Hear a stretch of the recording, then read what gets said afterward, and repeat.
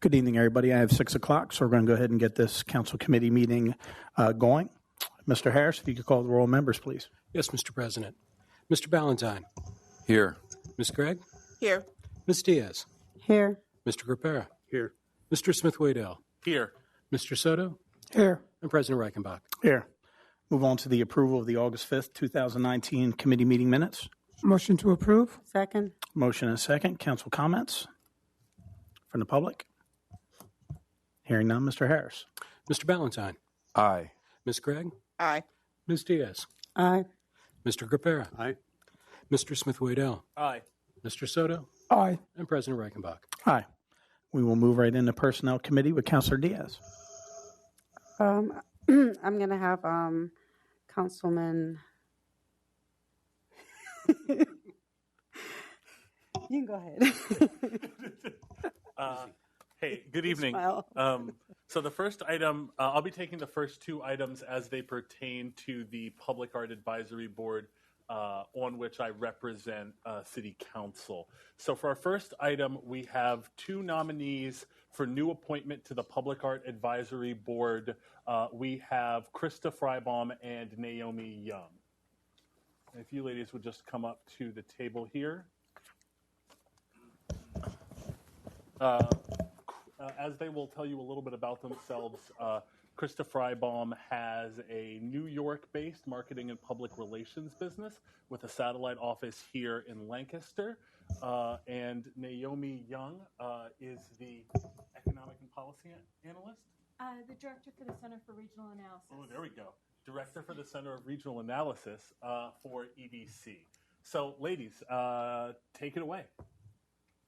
Hi, thank you for having us. My name is Krista Friebaum. I know some of you, but not all of you. And I have been volunteering with the Lancaster Public Art Program for 2 years now, and I've loved it. I've just loved being involved, and I feel like there's a lot more we can do.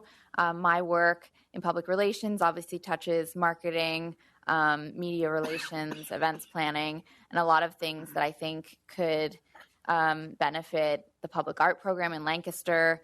And I was just really honored that, I was asked to potentially be on the board, and I really just want to be of service. I'm born and raised in Lancaster City, and, I really want to give back and just figure out new ways to support the program. I think that what the board has done and what Joe is doing with public art is really great, and I just want to see that evolve more.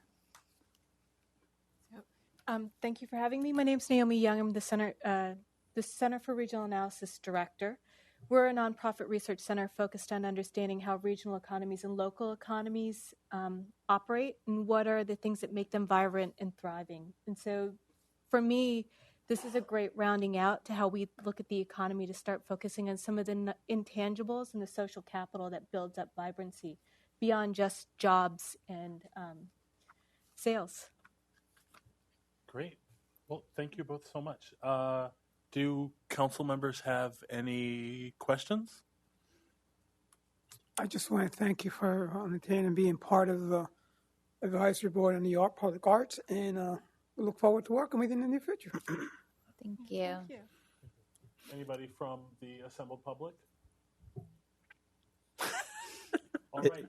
Izzy, can I just mention real quick? Please. I'm just excited that we've come so far now that we have such top-notch talent and want to bring that talent and experience that you have to the Public Art Advisory Board. Not that is left, but I think we've moved so far so fast we're recognizing the economic benefits of it, and people like yourselves that have so much talent and expertise, like, well, we can use that and even enhance it more. That's a really neat thing. So it's definitely serving its purpose, which is great. So thank you. Thank you. Sure. So with that, Mr. President, I move, with the chair's permission, that Krista Friebaum and Naomi Young's appointment to the Public Art Advisory Board be moved to the first council meeting in September for approval by council. Second. All in favor? Aye. Great. Thank you, ladies. Thank you. All right, and although, okay, so we're going to. Not here. Yep. we're going to move right into number 2. Emerson Sampaio is being nominated for reappointment to the Public Art Advisory Board. Thank you, Douglas. Thanks. So Emerson has served, is currently serving on the Public Art Advisory Board, and he's done an excellent job, in particular in connecting the Art Advisory Board to the Southwest as a neighborhood and to SOWE as an organization. He owns and runs a small business in the Southwest and is an important young member of our community. So I move that his reappointment be added to the agenda for the first council meeting in September. Second. Any questions from council or the committee? Public? All in favor? Aye. Aye. Thank you, Councilwoman Diaz. Next, we have Sharron Nelson nominated for reappointment to the Lancaster County Convention Center Authority. I do not think she's here today. Okay. Motion to approve. Motion to approve it? Go ahead. I just did. Motion to approve. I'd like to have this move then to full council, if it's okay, if we don't have any questions. All in favor? I think you need a second. Oh, I will second. And Aye. Aye. All right.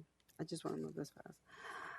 Patrick Hopkins, he's here today. Yes, he is.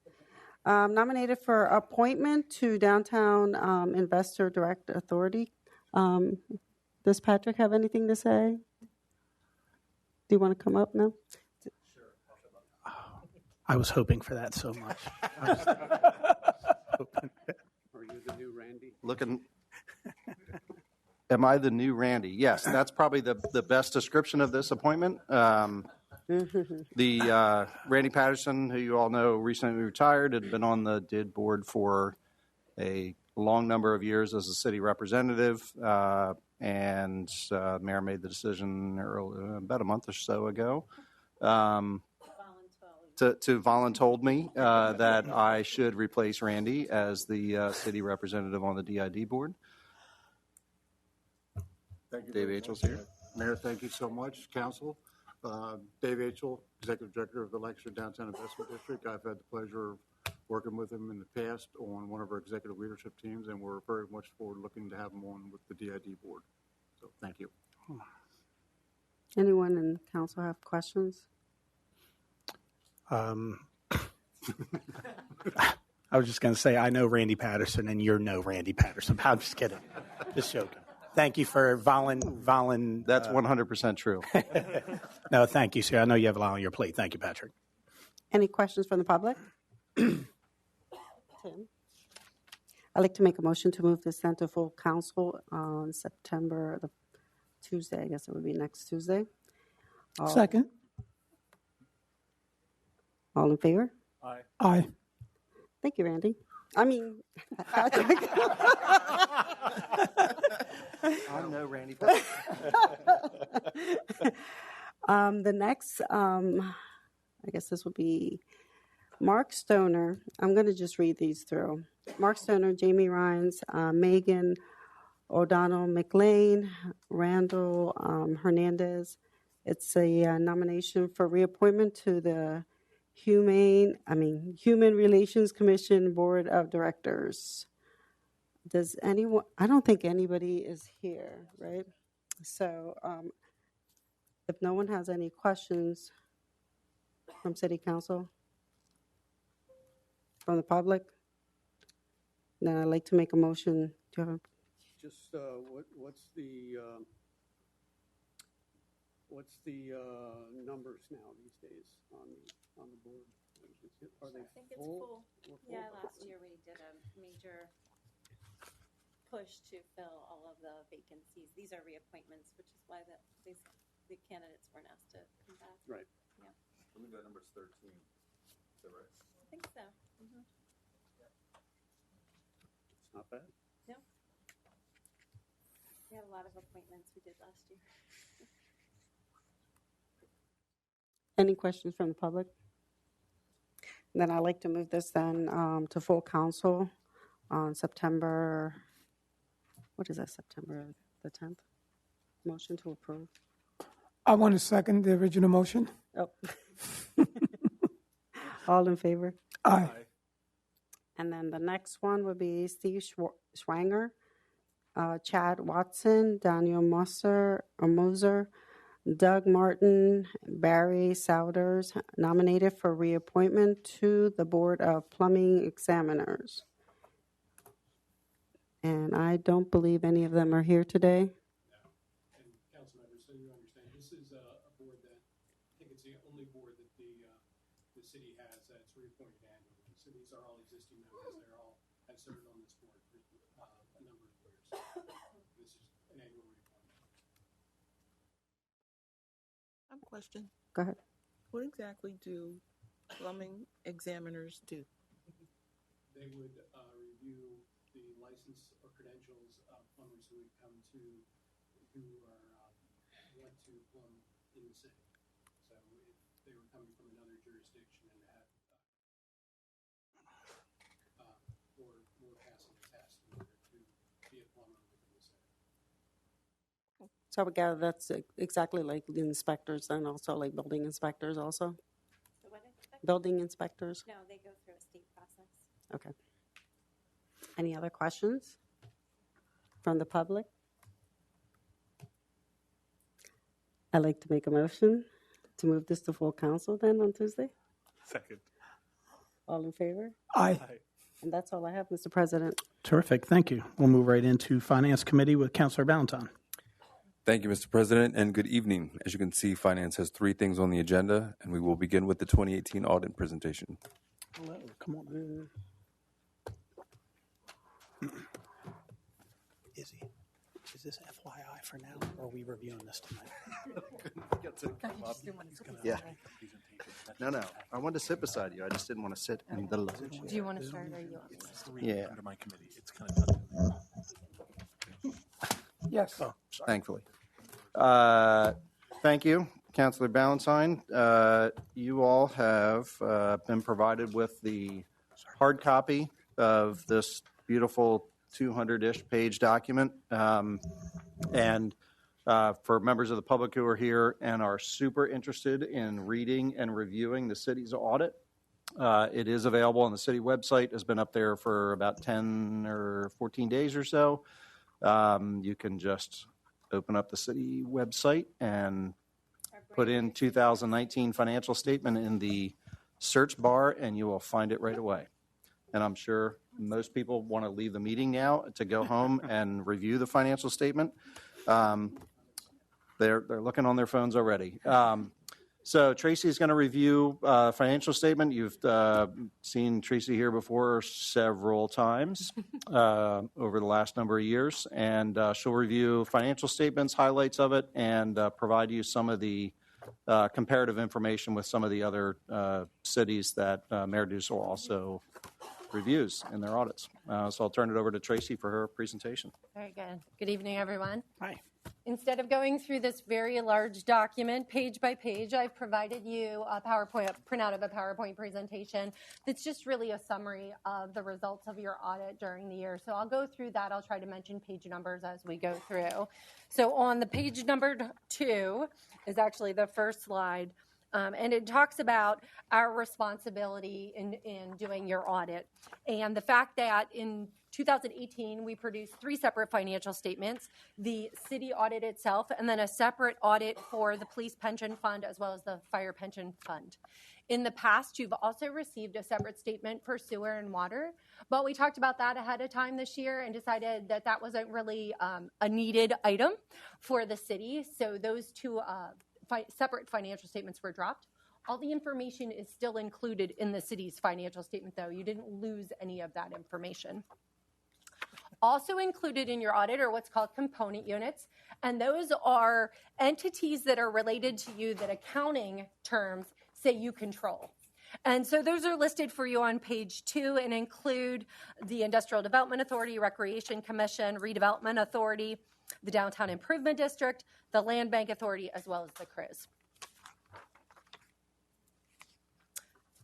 We also performed your audit in accordance with government auditing standards. And why that's required is you spent over $750,000 in federal funds. So we do produce a separate report that's on internal control and compliance over the financial statement as a whole. And we'll talk about those results as we go through. But 4 of your component units did not follow government auditing standards, and that's okay. They don't have to, but we just have to tell you that they didn't. And then what type of significant accounting policies did you adopt during the current year? We talked last year about GASB 75, Governmental Accounting Standards Board 75, and that required you to pull on the full liability for post-employment benefits that you offer your employees. In the past, the standards didn't require you to pull on that full liability, but now it is. The restatement, if you're interested in what that looks like, is on page 37 of your financial statement. Previously, you had reported $75 million in liability, and the restated liability for those benefits was $172 million. So you picked up $100 million in liabilities on your balance sheet during the current year. And can I, just as a reminder, that's clarify, we didn't just pick up $100 million in debt over 1 year. That is correct. I just want to remind people in the audience who might not be aware of what we do for a living. It is just the way it's been reported under old standards as opposed to new standards, but your policies and benefits didn't change. It was just the way it's reported on your balance sheet. Those numbers were always disclosed in the notes to your financial statement, so the bond market was aware of what those liabilities were all along. It's just that they weren't reported on the face of the financial statement. And just wanted to note there, just so everybody in the room understands what the majority of those liabilities are for post-retirement medical insurance for both current retirees and also current employees who will eventually be retirees.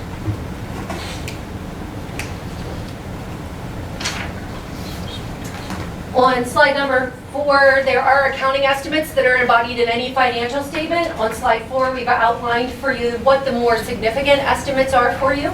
We did look at those to make sure that they're reasonable. If there were any significant disclosures, we're required to point that out to you. We are pointing you to note 21 that talks about a negative unrestricted debt position of your proprietary funds. Those are those business type activities. If there were any difficulties encountered in performing the audit, we'd be required to tell you that. There were none. If, when we came in to do the audit, we had to propose significant adjustments to your numbers to get them in the format that you see tonight, we'd be required to tell you that, and that did not occur. And why that's important to you is the information that was provided to us when we came in to do the audit was already materially correct. If there were any disagreements with management, we'd be required to tell you that. There were none. Management did sign what's called a representation letter, and that's a letter that says they provided us everything we needed in order to give our opinion on the audit. If we were aware that management was consulting with other accountants or auditors about how to treat specific items or about our opinion, we'd be required to tell you that. We're not aware of that occurring. If there are any issues discussed prior to our retention, such as Tracy will only have Mardisel do the audit, if you treat a specific item a specific way, we'd be required to tell you that that did not occur. Within your audited financial statement, there are unaudited numbers, so it's really important to read our opinion and understand what portion of the audit is audited, of the financial statement is audited and unaudited. In the prior years, you had a sewer fund financial statement that was separate, and it had this information, supplementary information. That information was taken from the sewer fund financial statement and placed in the main city's financial statement. Again, some of it is audited and some of it is unaudited, so you want to take a look at our opinion. It'll tell you which portions are audited and unaudited. So you paid me to give you an opinion on your financial statement, and we did give you an unmodified opinion. That's the best opinion you can get. It says that we found the financial statements to be materially correct. Again, there are a number of component units that are included in your audit report that we don't audit. They're audited by other auditors, and our opinion is based on those other auditors. We don't go out and re-audit their work. And again, the management's discussion and analysis, historical pension and other post-employment benefit information, and the budgetary comparison schedule are all unaudited in your financial statement.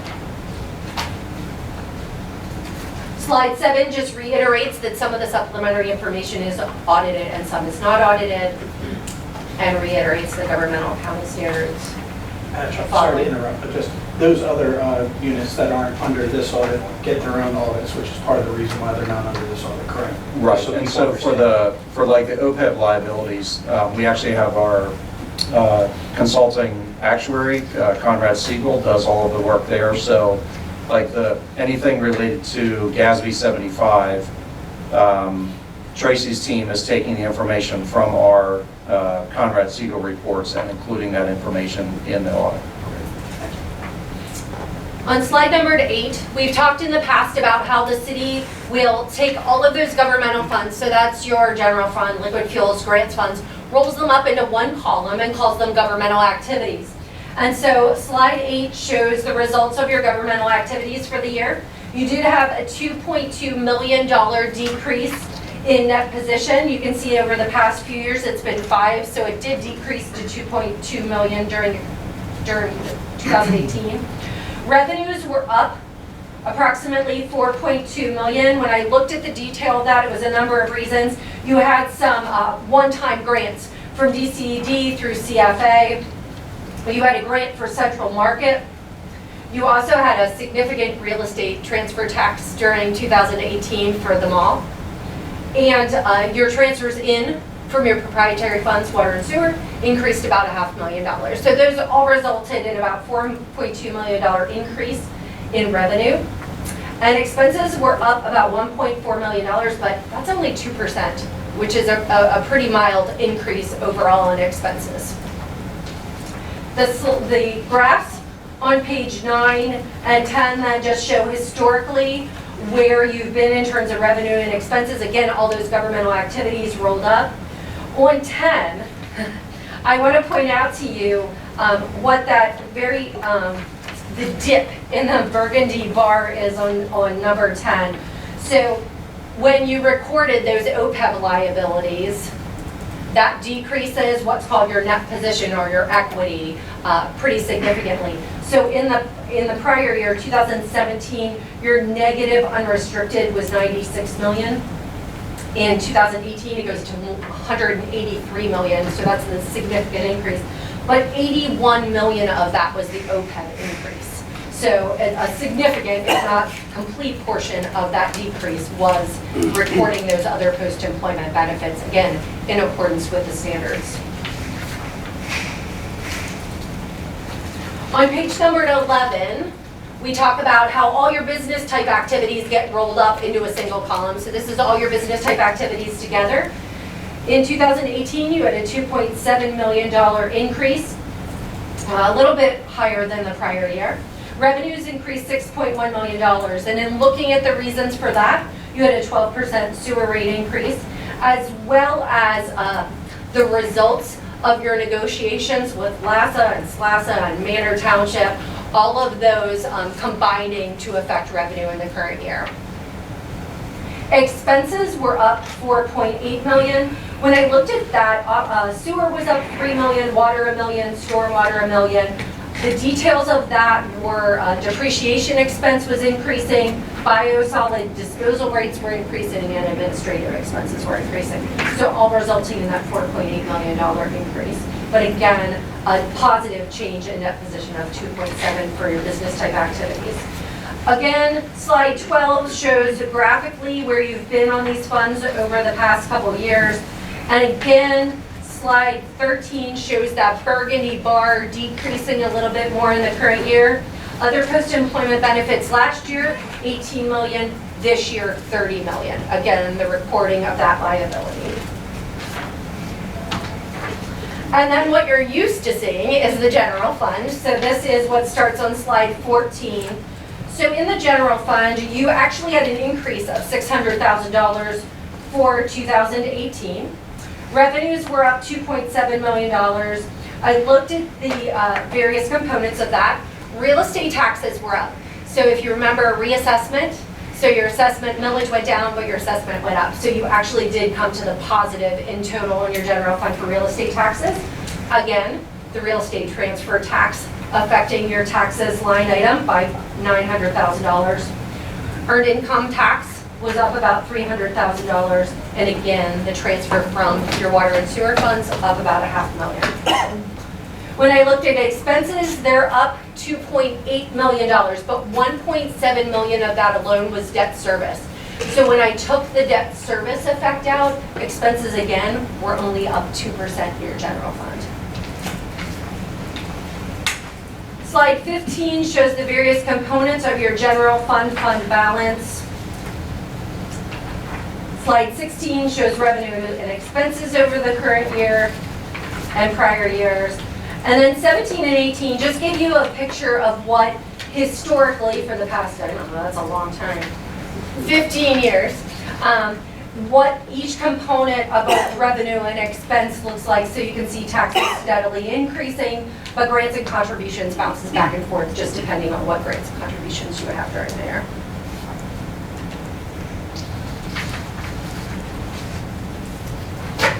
We also do what's called a single audit for you. That is an audit of your federal funds. Those, when you spend in excess of $750,000. So the first report we give to you is Government Auditing Standards Report. And that's where we look at internal control and compliance over the financial statements as a whole. You had no findings last year and no findings during the current year under Government Auditing Standards. Then we do an audit of federal funds, where we dig into compliance and internal control over federal funds. Last year you didn't have any findings, but during the current year you did have what's called a significant deficiency. And that was a gap in your internal control. And what that related to was new requirements for federal funds. You had to have procurement or purchasing policies in place that met very specific guidelines. And during 2018, pieces of those specific guidelines were missing from your policy. So we did report to you that there were pieces missing in your policy that needed to be included going forward. If we do see gaps in internal control, significant gaps, they go in those two reports that I just referenced. But if we see things that are inconsequential to the audit, we report them to you through what's called a management letter. In the management letter, there were 3 items during the current year. One was regarding reimbursements, and we've talked about that. That's a repeat from the past and how that's accounted for in your books. The second was that your AG 385, that's some pension reporting, wasn't accurate during the current year. And to take a closer look at that when you report on your pensions. And then finally, it's all the new accounting standards that are coming up for you. Just like we talked about the other post-employment benefit standard significantly affecting your books, there are some standards that are coming up that will have a significant effect on your books. So we've outlined them here for you, the ones that we think are significant. In the management letter, it goes into extensive detail on what those standards will require the city to do coming up over the next couple of years.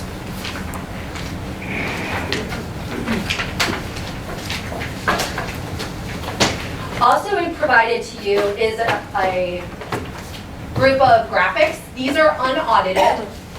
And what this does is show you some trend information comparing you to your neighboring cities, as well as you over historical time periods.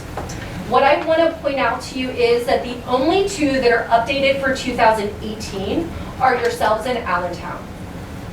When you look at these numbers, you have to be really cognitive of that, because remember, you pulled on all those post-employment benefit liabilities in 2018.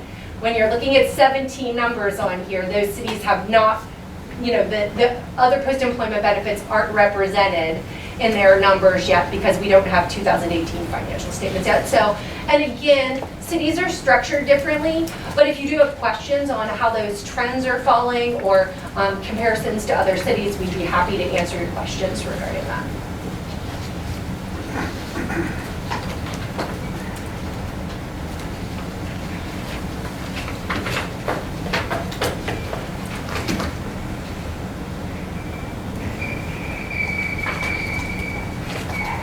Thank you for the information. Any questions from the committee? Yes. Congrats again, Patrick. That's a run of several years in a row now, I think. We've had since 2010, since we changed a few things, which was actually pulling in all those component unit audits that changed the modified to unmodified. This is always my opportunity to give a lot of recognition to our county staff, Julissa Nera, the staff, team that she's built over the last number of years. We have a great team there, and it's not just that accounting team, but it's basically everybody else in the city, because accounts payable is farmed out to all the bureaus in the city. We have supervisors, managers, department directors who pay attention to their budgets on a year-in, or a month-in, month-out basis. We have systems in place where essentially nobody can even overspend an individual line item in their budget without doing a transfer from somewhere else. So that pretty much puts the onus on department directors and managers to manage within the budget that you all adopt in December of one year. We're living within that budget for the whole next year, and you literally cannot put in a voucher to be paid, and Bernie's gonna stare holes in my head. For office supplies, if your budget was $250 and your office supply invoice is $275, you gotta find $25 somewhere else. And that's, it's stringent control, but it also really gives the opportunity, I'll say, for managers to manage their budgets. And we have folks who pay attention to that really well. And not that there aren't ever any struggles during the year to figure out where we're going to be paying for things, or at the end of the year to do the closeout so that the books that can be turned over to Tracy's team are in good order, but they do a fantastic job. So this is always a good time to be recognized. Agreed, and I also think having those structures in place, having only a 2% increase year over year is a good thing. But with these structures in place, it allows for that money.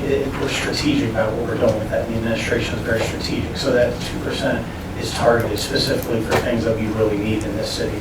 And being able to have those structures in place keeps the line for everything else the way it's expected, so that we can really target those things. So that's a big deal. And I think because we're used to this the last several years, we shouldn't forget how amazing that is. It's a lot of work for you department heads to do. So thank you. And Mayor as well. I know you put in a lot of work this past year, so thank you. I second that. Any questions from the public? Please. Two quick questions. Number one is the slide deck available. Is the slide deck? Yes, we can make that available. Number two, there's a reference to a significant deficiency, but it sounded like that was a policy issue rather than anything having to do with actual figures. Is that correct? Sure, you go ahead. Yes, it is a policy issue. It didn't have any questioning costs associated with it. Just you needed a couple paragraphs in the policy before that. Yes. Yes. And very specific wording. Yeah, very specific wording for federal spending of federal dollars, where we have, and this is not a shot at Tracy or her team, they're doing their job. We have limits on, you have to do a purchase order and get competitive quotes if you're doing something more than $3,000. The federal purchasing guidelines, I think, are $150,000. This is a small purchase under the federal guidelines. So our own purchasing requirements are already well within those guidelines, but we didn't have the specifically worded policy that qualified for that issue. 3,000, 150,000. Yeah. Any third question? And if I sound mildly frustrated by it, fine. A lot. Thank you very much. And Tracy had referred to additional policy changes coming down the line, and the expectation that any of those will add costs, give about a cost to the city. Every time GASB puts out requirements, it adds bureaucratic costs. The biggie right now is there's a requirement on leases and how leases are handled. And we do a lot of vehicle leases, a few property leases, but it's a lot of work by the accounting team to figure out, one, what the GASB requirements actually are, and that's one of those consulting things. So Tracy talked about how they determine that we've reached out to other accounting firms to get guidance on a specific accounting rule that's an issue.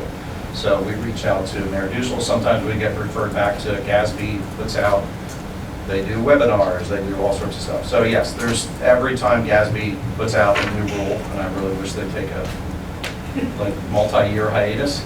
Every time they come out with new rules, it requires learning by our staff and figuring out how to implement those rules. And the GASB changes have been like a slow drip for about 5 years. Yeah. Like something every year. Yeah, something every year. And this year coming up, there's 3. So I will say that the FASB is considering delaying implementation of the lease standard, so I don't know if GASB will follow closely behind. We'll get 95% of the way there, and then they'll say, hey, you can hold off for another year. That's right. Yeah. Theoretically, all of this is done to make all of this information in here more understandable and transparent to the public. How's that going? you can let us know. Let us know. No further questions. Thank you. With that, thank you again, Tracy and Patrick. Thank you. And again, pleasure working with the city. I just want to reiterate what Patrick said, because you don't get to see other cities' financial statements. I have some cities that have 17 findings and adverse opinions on their federal program. So the fact that you have this one small policy thing is really impressive. Not only that, but the fact that we don't propose material adjustments when we come in to do your audit is huge, because even the cities that do well on compliance within their community development or rec areas, to keep up with all these standards and record everything properly for when we walk in the door, it's an impressive feat, and your staff has been able to keep up with that. We take these findings personally. They do. It's like the annual report. Yeah. Exactly. Thank you. Tracy, thank you. Thank you, Tracy. With that, we'll move to number 2 on our agenda, Lancaster Public Library 2020 budget request.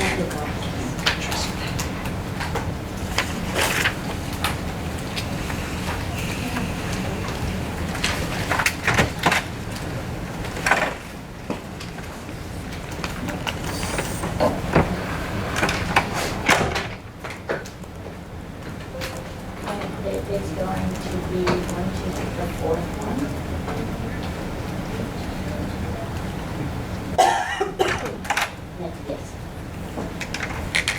Yes.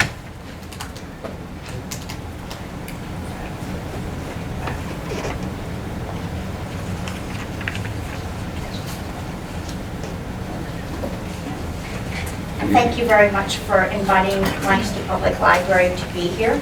My name is Melissa Holland. I am the interim executive director, and I'm joined by Cindy Farley, our CFO. Although this is my first month minus 1 day of being interim executive director, I have been with Lancaster Public Library for almost 12 years. Prior to this position, I was the assistant director, and prior to that, for about 9.5 years, I was the branch manager, both at the Mountville location and the Leo location. So I am familiar with Lancaster Public Library. The mission statement for us is that Lancaster Public Library inspires, empowers, and strengthens our community by connecting people with information, ideas, and enriching experiences. We go way beyond being a book depository. Our 4 core values are education and inspiration, accessibility, diversity and inclusion, and community building. The library strongly believes that opportunities for lifelong learning provides the foundation for a successful, engaged, and meaningful life, both for individuals and the community as a whole. We also believe that library resources and services should be free and openly available to all people in our community. The library believes that lifelong learning requires inclusive dialogue, the free exchange of ideas and resources that draw on broad ranges of perspectives, creeds, and opinions. And last but not least, We believe that communities are stronger when people have access to a variety of resources that promote self-directed learning, entrepreneurship, social justice, and the fulfillment of citizens' potential. And I think that's going to be our next future architect, as he was sitting there with his mouse ears on. In 2018, 46% of city residents had a library card and borrowed over 300,000 items at the Lancaster Public Library with a value of over $5 million. Patrons logged over 40,000 computer sessions plus 20,000 wireless sessions throughout 2018, conducted over 400,000 searches on our library resource databases, which are free to the public, and our children and adults spent millions of minutes reading during our very successful and very large and very well-attended summer reading programs. Our reference staff, which is made up of 4 librarians, answered over 25,000 patron questions throughout 2018. We at the library believe very strongly that we need to collaborate with a variety of different community organizations.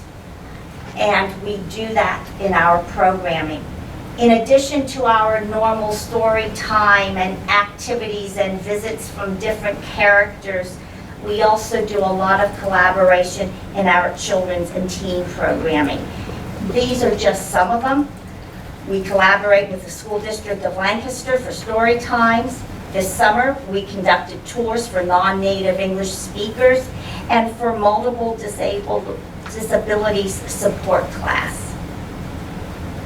The children's section works with Make 717 for its annual Maker Fest in the summer in the library. The department worked with YWCA for Sexual Assault Awareness Month programming. We work with Lancaster City Police Bureau for Saturday morning story times.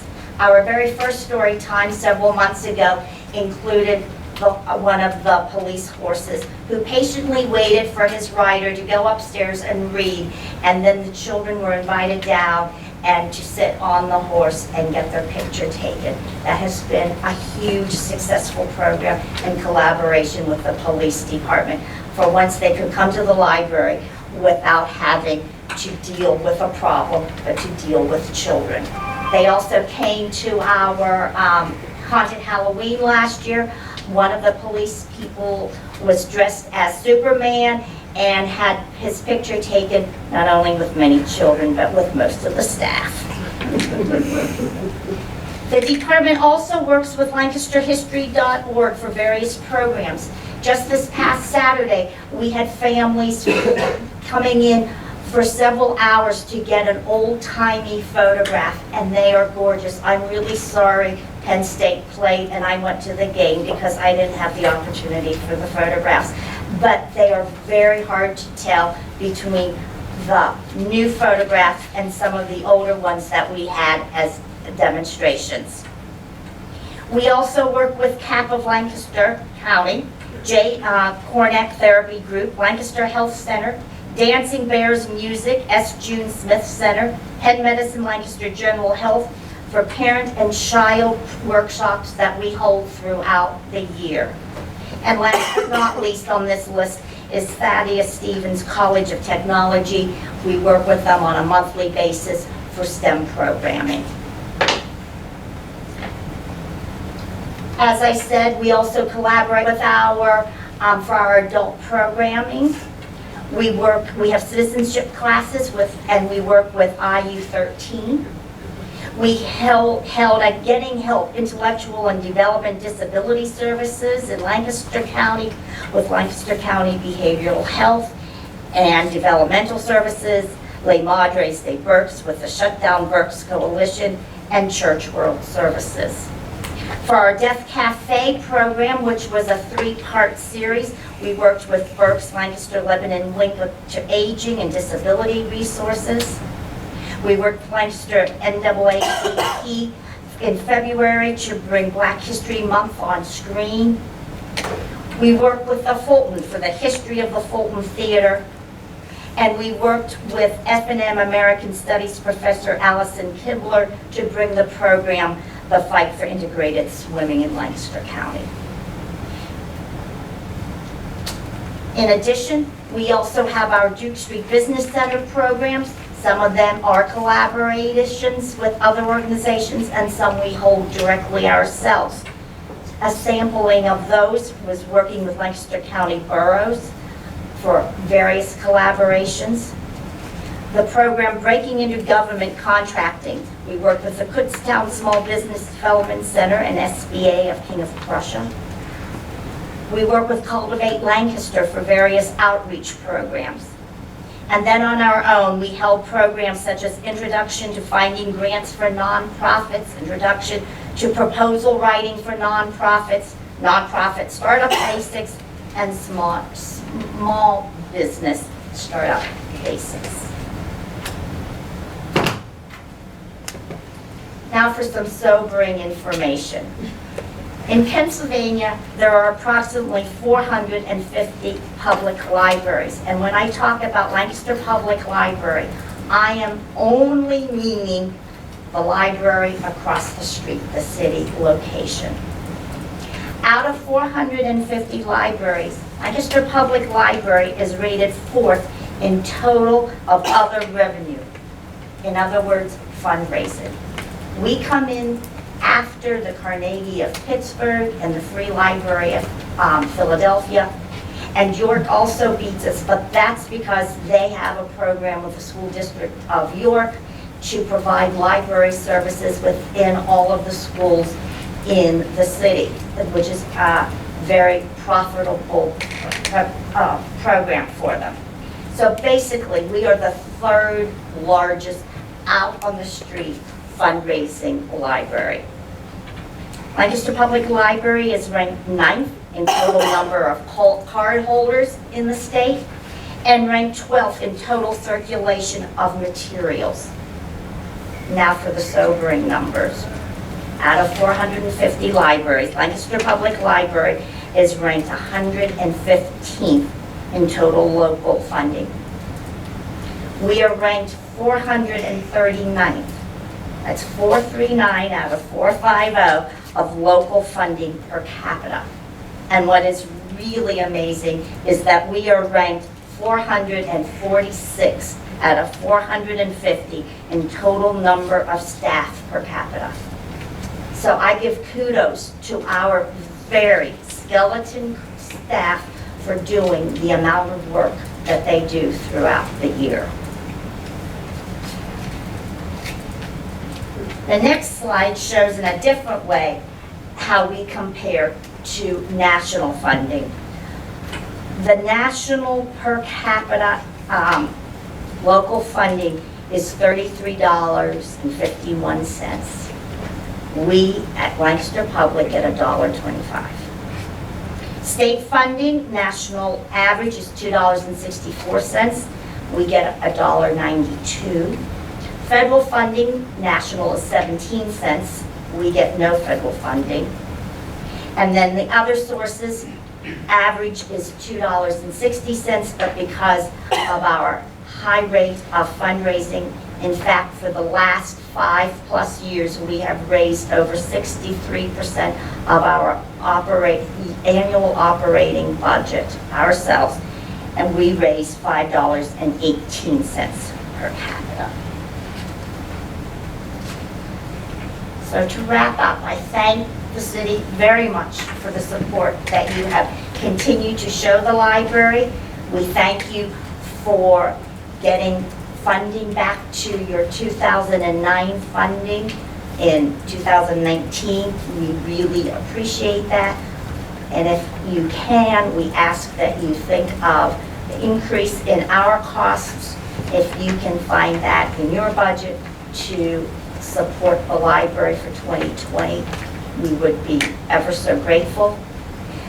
And if I think I can say this on behalf of everyone at the library. We are very excited to be working with the city and with the parking authority to be part of the Christian Street parking garage and being part of a very exciting move. But imagine if we had better funding, the even better library that we could offer the citizens of the city. Thank you very, very much. Thank you. First, I want to take the moment to just commend the staff and leadership on some of the exciting collaborations and events and community engagement that happens year-round. So thank you for that. Thank you. A couple questions. You mentioned some of the other sources for funding. Do you have any examples of what some of those other sources are? That we do ourselves. One of the biggest ones is our annual used book sale. It's one of the biggest ones in the country. It's the one that's held at F&M every May for 3 days. We raise the gross numbers on that sale are just over $100,000, and that's all volunteer run. Friends group. They sell books online throughout the year. They run used bookstores throughout the year. So they are putting in enormous amounts of time. Most of them, it's like having a full-time job, and they are doing that for their love of the library to support us. Just several weeks ago, they held an annual garage sale. This is the 3rd year for that. They raised a little over $3,000 for that. And for the first, the bookstore was open, the used bookstore at the resort where we send all of our books to be sold at the store, at the sale in May. They raised over they raised almost $2,000 in book sales, and so got new customers. And we just got numbers at the end of last week that for a 2-week period, they raised over $1,700 selling books on Amazon. They take out some of the nicer books or some of the college books or books and sell them at higher prices. And that was the most they had raised since January of 2017. And so they really do. Plus, we do lots of other things too. We have an annual event in December that raises money, and we try to be as creative as we can in raising money. That's all great stuff.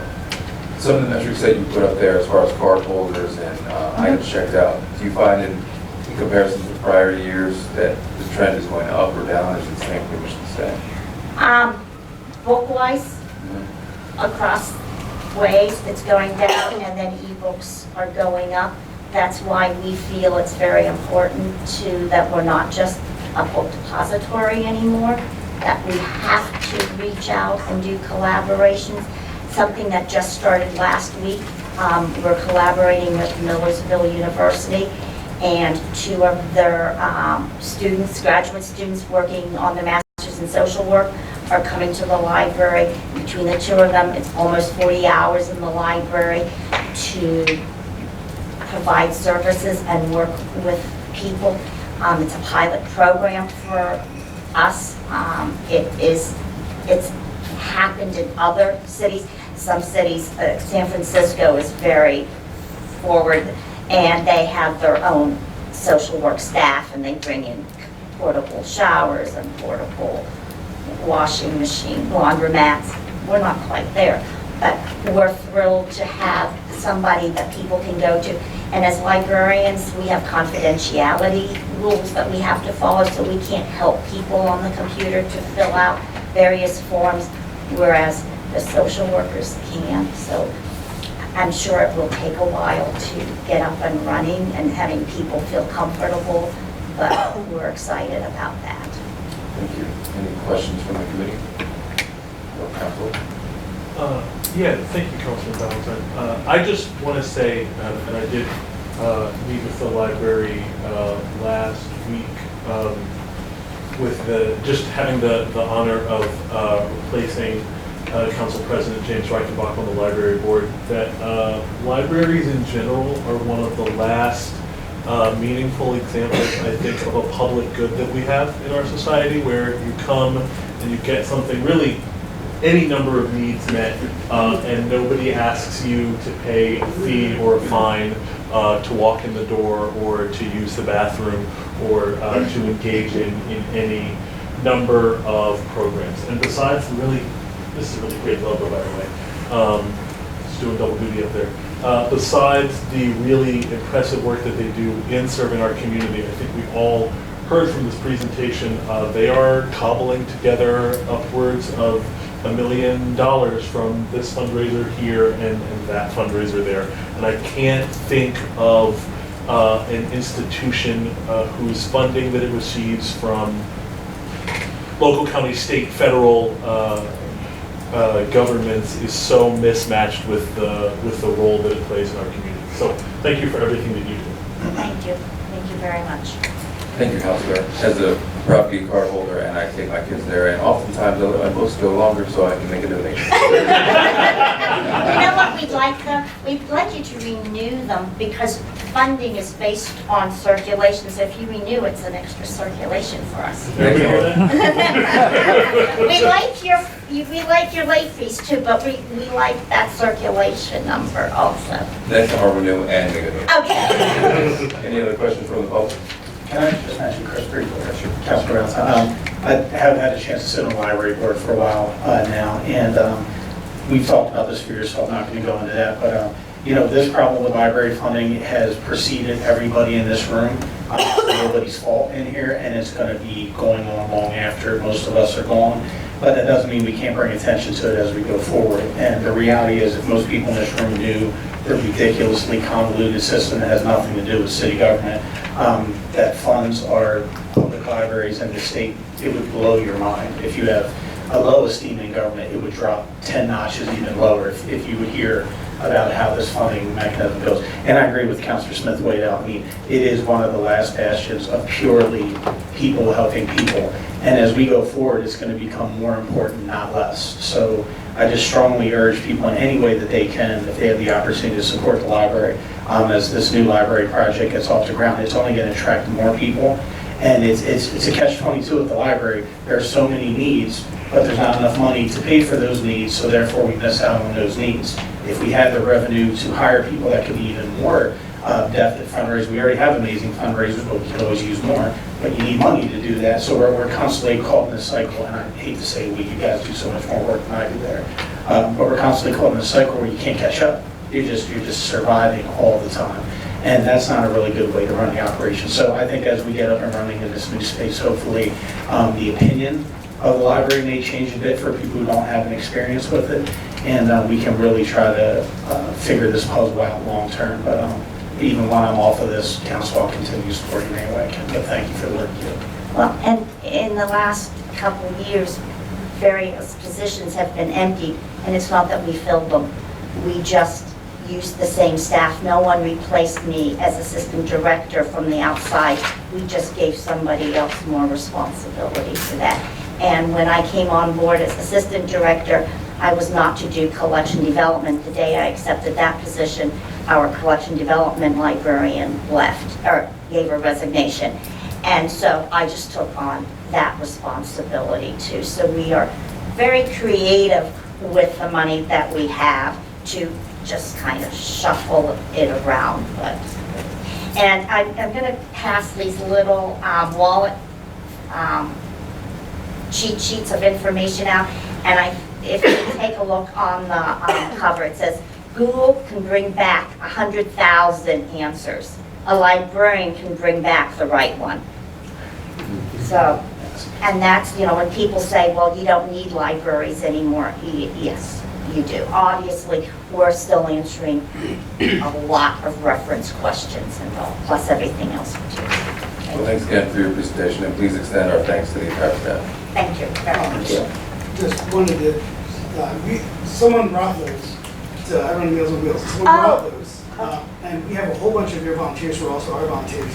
But I just wanted to say, you didn't say anything about volunteer numbers, and I don't know what they are, but you have some incredible volunteers who are always out there dropping those off. And we could not survive without our volunteers, and the volunteer numbers that it takes for the book sales alone is amazing.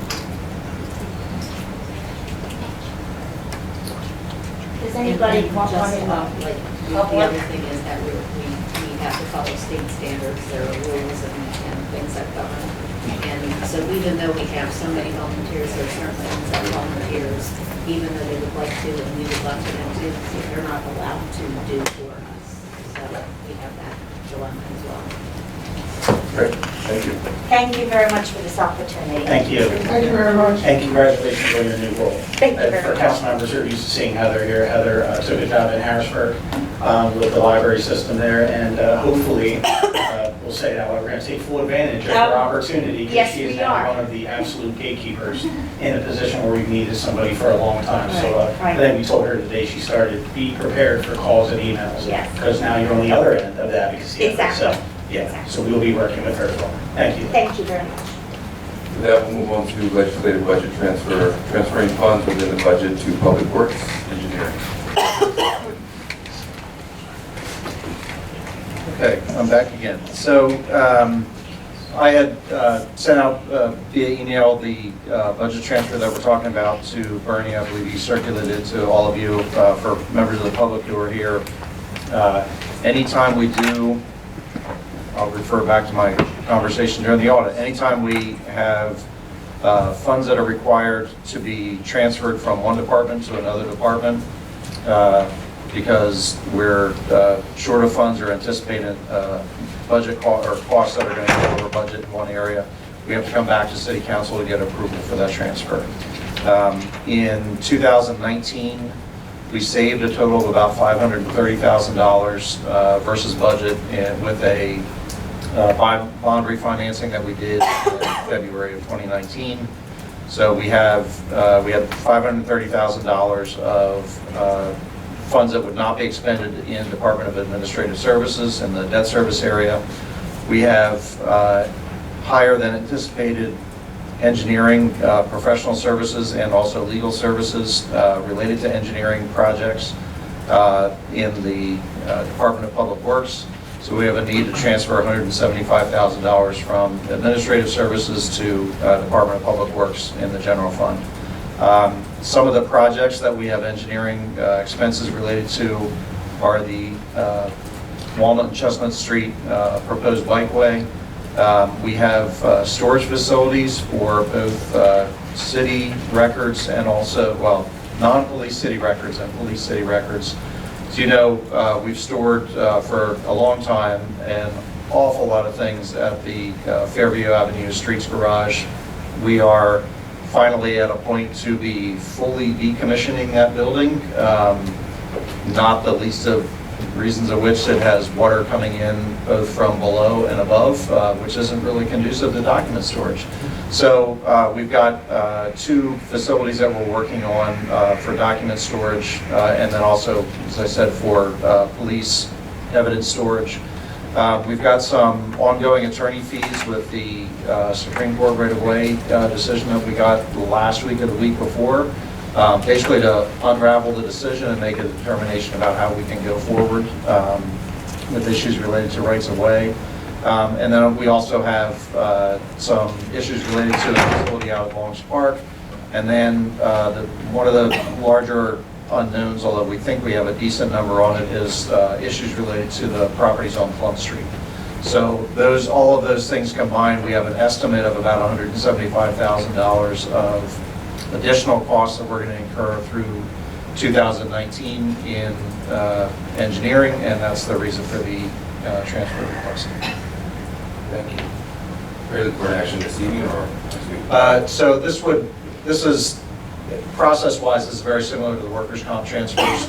So what I would like to do is have this go to full council next week and then have it voted on during the finance committee. Thank you. It doesn't require a resolution or anything like that. It's just an approval. Okay. Motion to move to full council. Second. All in favor? Thank you. Thank you. And that concludes finance, Mr. President. Thank you. Let's move right into Community Planning Committee. Councilor Smith, wait up.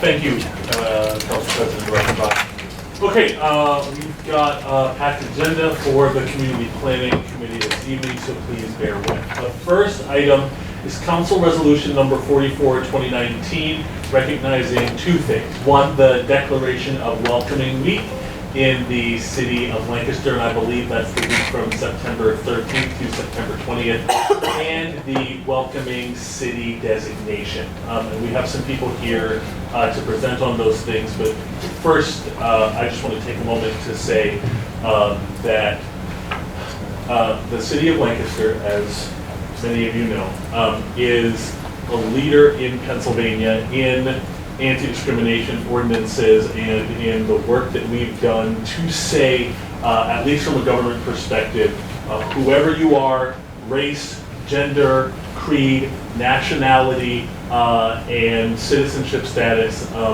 we don't care.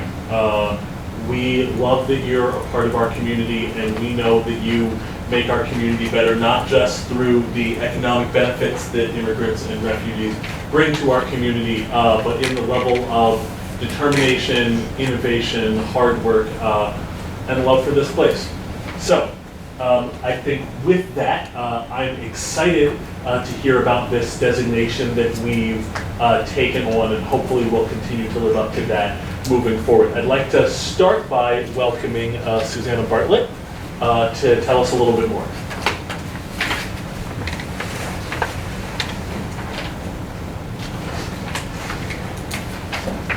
So yeah, I'm going to tell you a little bit about the Welcoming Standard that is offered through Welcoming America. Welcoming America is a nonpartisan organization, globally recognized, and it has a standard that looks at 7 different aspects of our community and tries to determine from that if we are a community that really has a roadmap for community, for people to really become cohesive and equitable across all nationalities and all phases of your life here in this community. So these are the 7 standards that we had to work through and show that we meet a level of excellence in each. Each had a set of really detailed questions behind them, and we really had to drill down and look at not only ourselves but our partners in our community to really research the programs, the infrastructure of this community. I can go through just aspects of each of these areas, but I'm happy to show the details with you afterwards or send that along to you. Government leadership really looked at how we as a local government manage the process or set a strategy for this community to have a sort of cohesive plan for new Americans coming into this place. There is some opportunity for us to kind of have a collaborative approach. It doesn't have to be us necessarily leading the charge. We can work with our partners to develop strategies. And I think that collective impact has really worked for our community in many aspects, and that's what we're going to be moving towards in this area. The second one, equitable access, also has to do a lot with city services. We recently hired a language access coordinator, Sarah Falou. She fulfills a large piece of this. Creating equitable access despite your English abilities is really important to this certification, and she's really doing a lot of work to bring us up to that equity standard.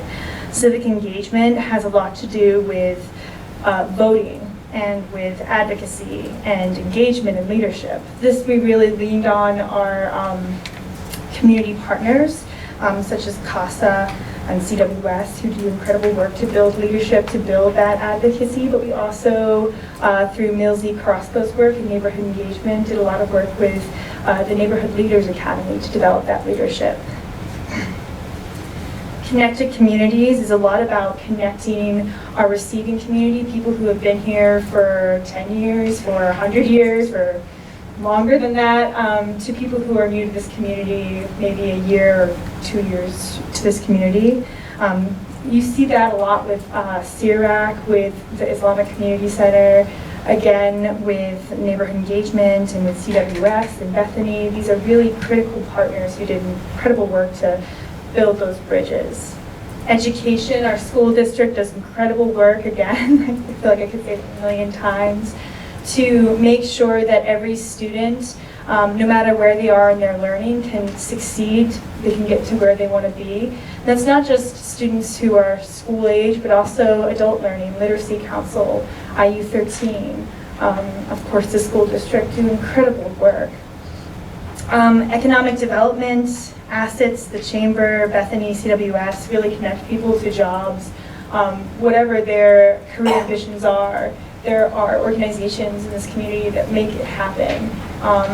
And there, of course, for safety, we have our police department who have implemented new policies around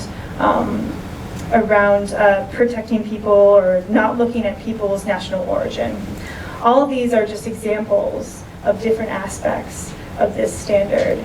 It was incredibly difficult to meet this standard, and really how we did it is, oh, sorry, that was not the big. I forgot about the slide. Okay, this is an example of the process, but really how we did it, let's skip this one. There it is. All these incredible partners.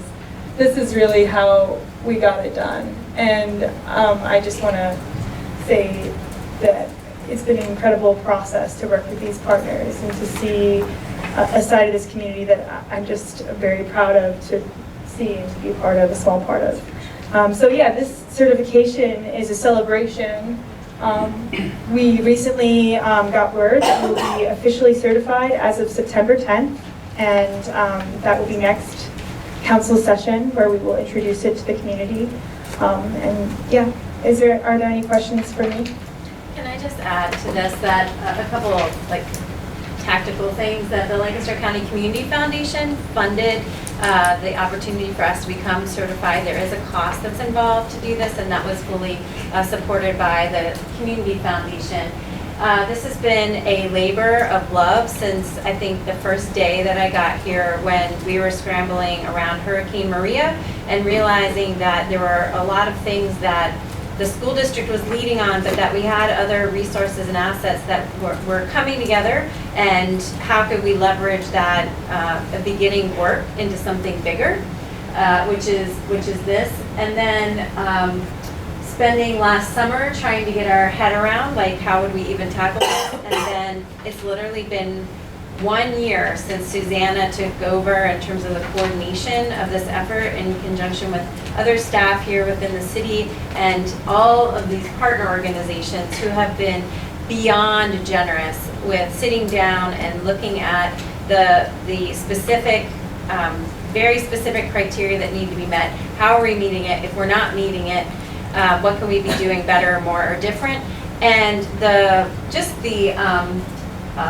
learning that happened in those conversations, where we started to already change practice because we were exploring what was working and what wasn't in those conversations, which this process really facilitated happening. And I'm beyond excited to have Zyra as our language access coordinator. It means a lot for us as a city to be able to meet people where they are and to really amp up, and we still have a long way to go because we have a lot of publications, a lot of ways that we touch the public to get us there. So it's going to be a journey, a marathon, definitely, but that we are starting to run the race is really important to me. Thank you. If I could, please. Early on in the process, when this was introduced to the city, there were different levels of designation. Could you refresh our memories what those are? No, you're either in or you're out. There's not a goal. I remember or recall that Dayton, Ohio had a certain designation. Oh, I know. I think they've changed. We weren't shooting for that initially, but are we now? It is my understanding that we are amongst a cohort that have the same designation, but I can definitely look into it. I know we have cities and counties as well that maybe there's some differences there. But I'm vaguely remembering that conversation, but I don't recall. It was It was like a gold membership or registration. oh, yes, I know what you're talking about. Yeah, okay. So the network does have different levels where you can essentially buy into different levels of access to this network.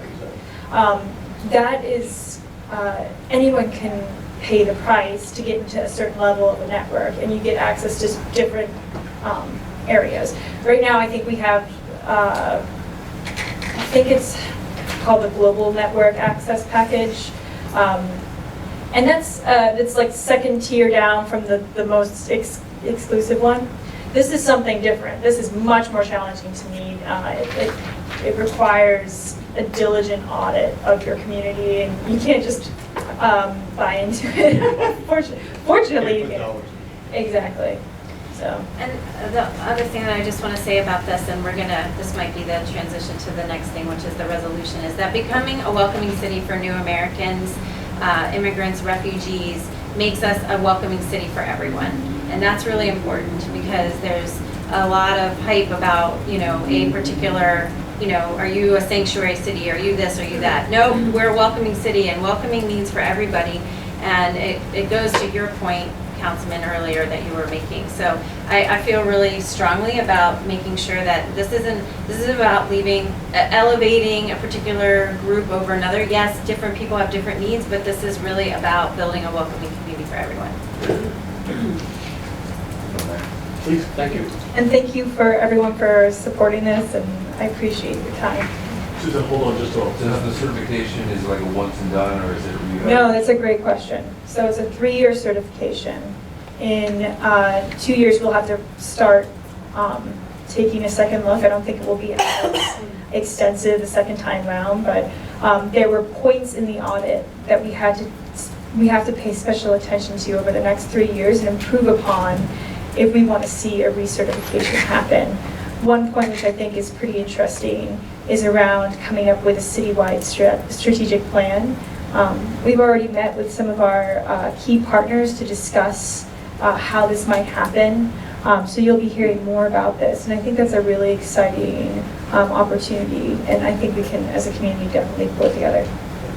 Susanna, Mayor, would it be burdensome to anticipate a 1-year update in September of 2020? I think it's fine.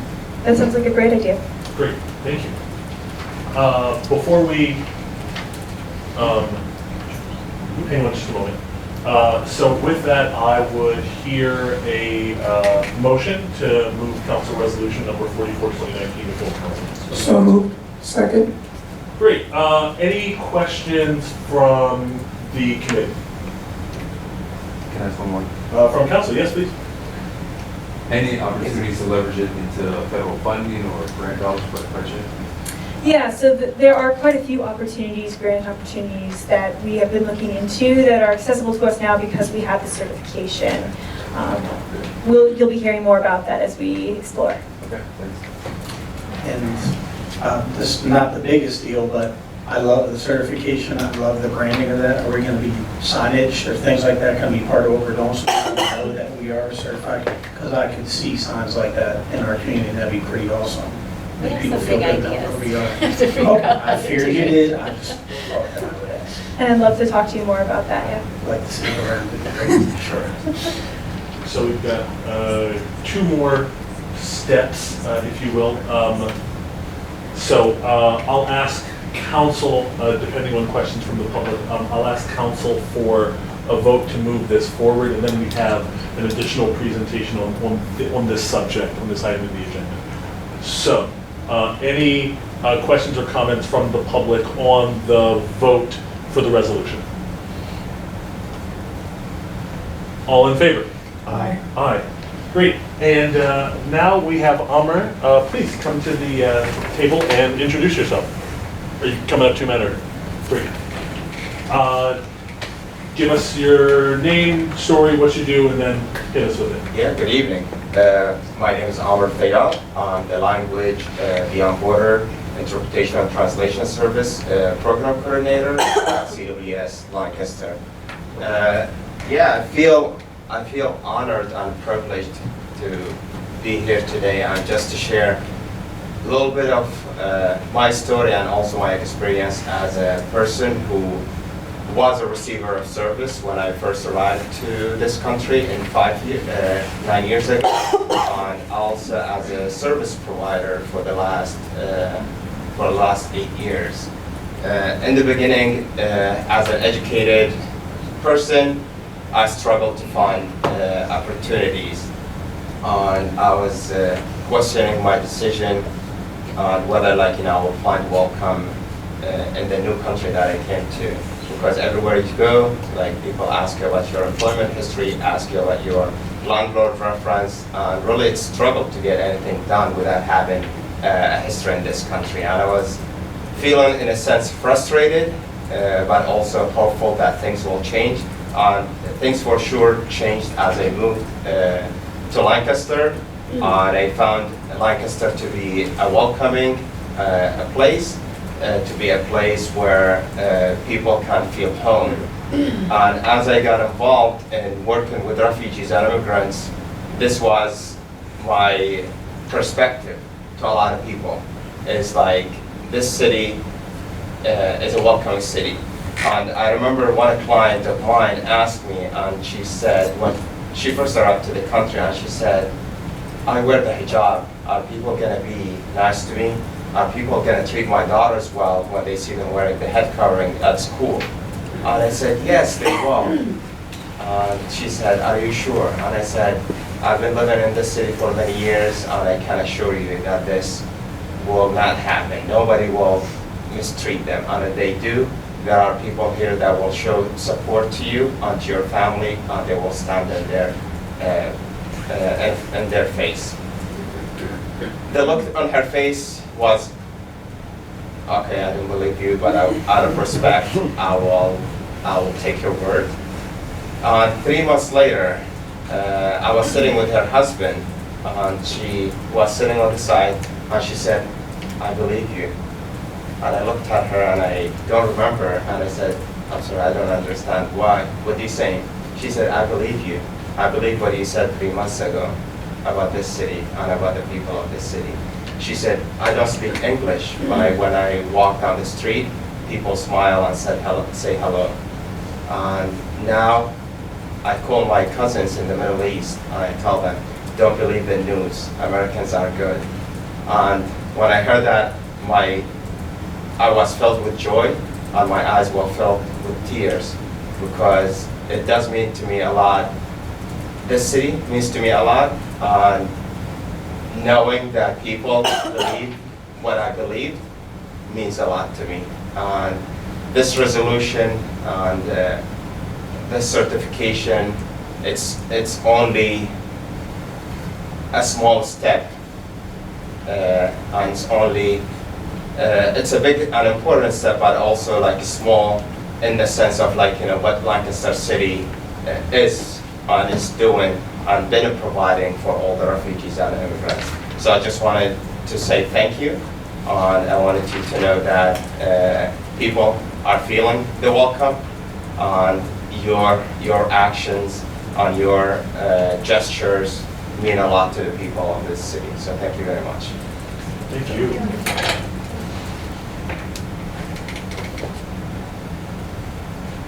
Wow, thank you again. What a note to end this agenda item 1. And thank you again, Mayor and Susanna and the whole team for moving us forward this way. Okay, now we have the review of the Historical Commission recommendation for 216 North Lime Street. Who would like to, please? Yep. Everybody.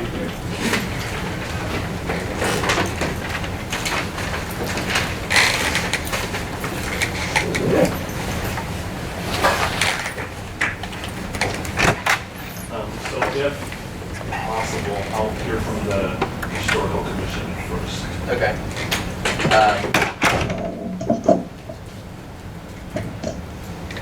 So I'll start. Okay. Christopher Peters, the chair of the Historical Commission. So This actually came before the commission in July, and we had a discussion, and at that time felt like it was worthwhile to table rather than voting on it. They came back in August. It's 2 buildings on the same property, small buildings to be demolished, 2 separate votes actually, and the commission voted in favor to demolish both buildings 5-2. So there was some discussion about not wanting to demolish. The concerns that were voiced from the commission were, one, we don't typically vote to demolish a building and not have something be put back in its place. So both those small buildings would be demolished in the immediate for new parking, a couple of new parking spaces, with the hope at some point there'd be future development there, which was exciting, and the commission will look forward to seeing that if that comes about in the future. We understand the cost. There were some costs to just fix the building up and just leave them the way it is, re-roof it.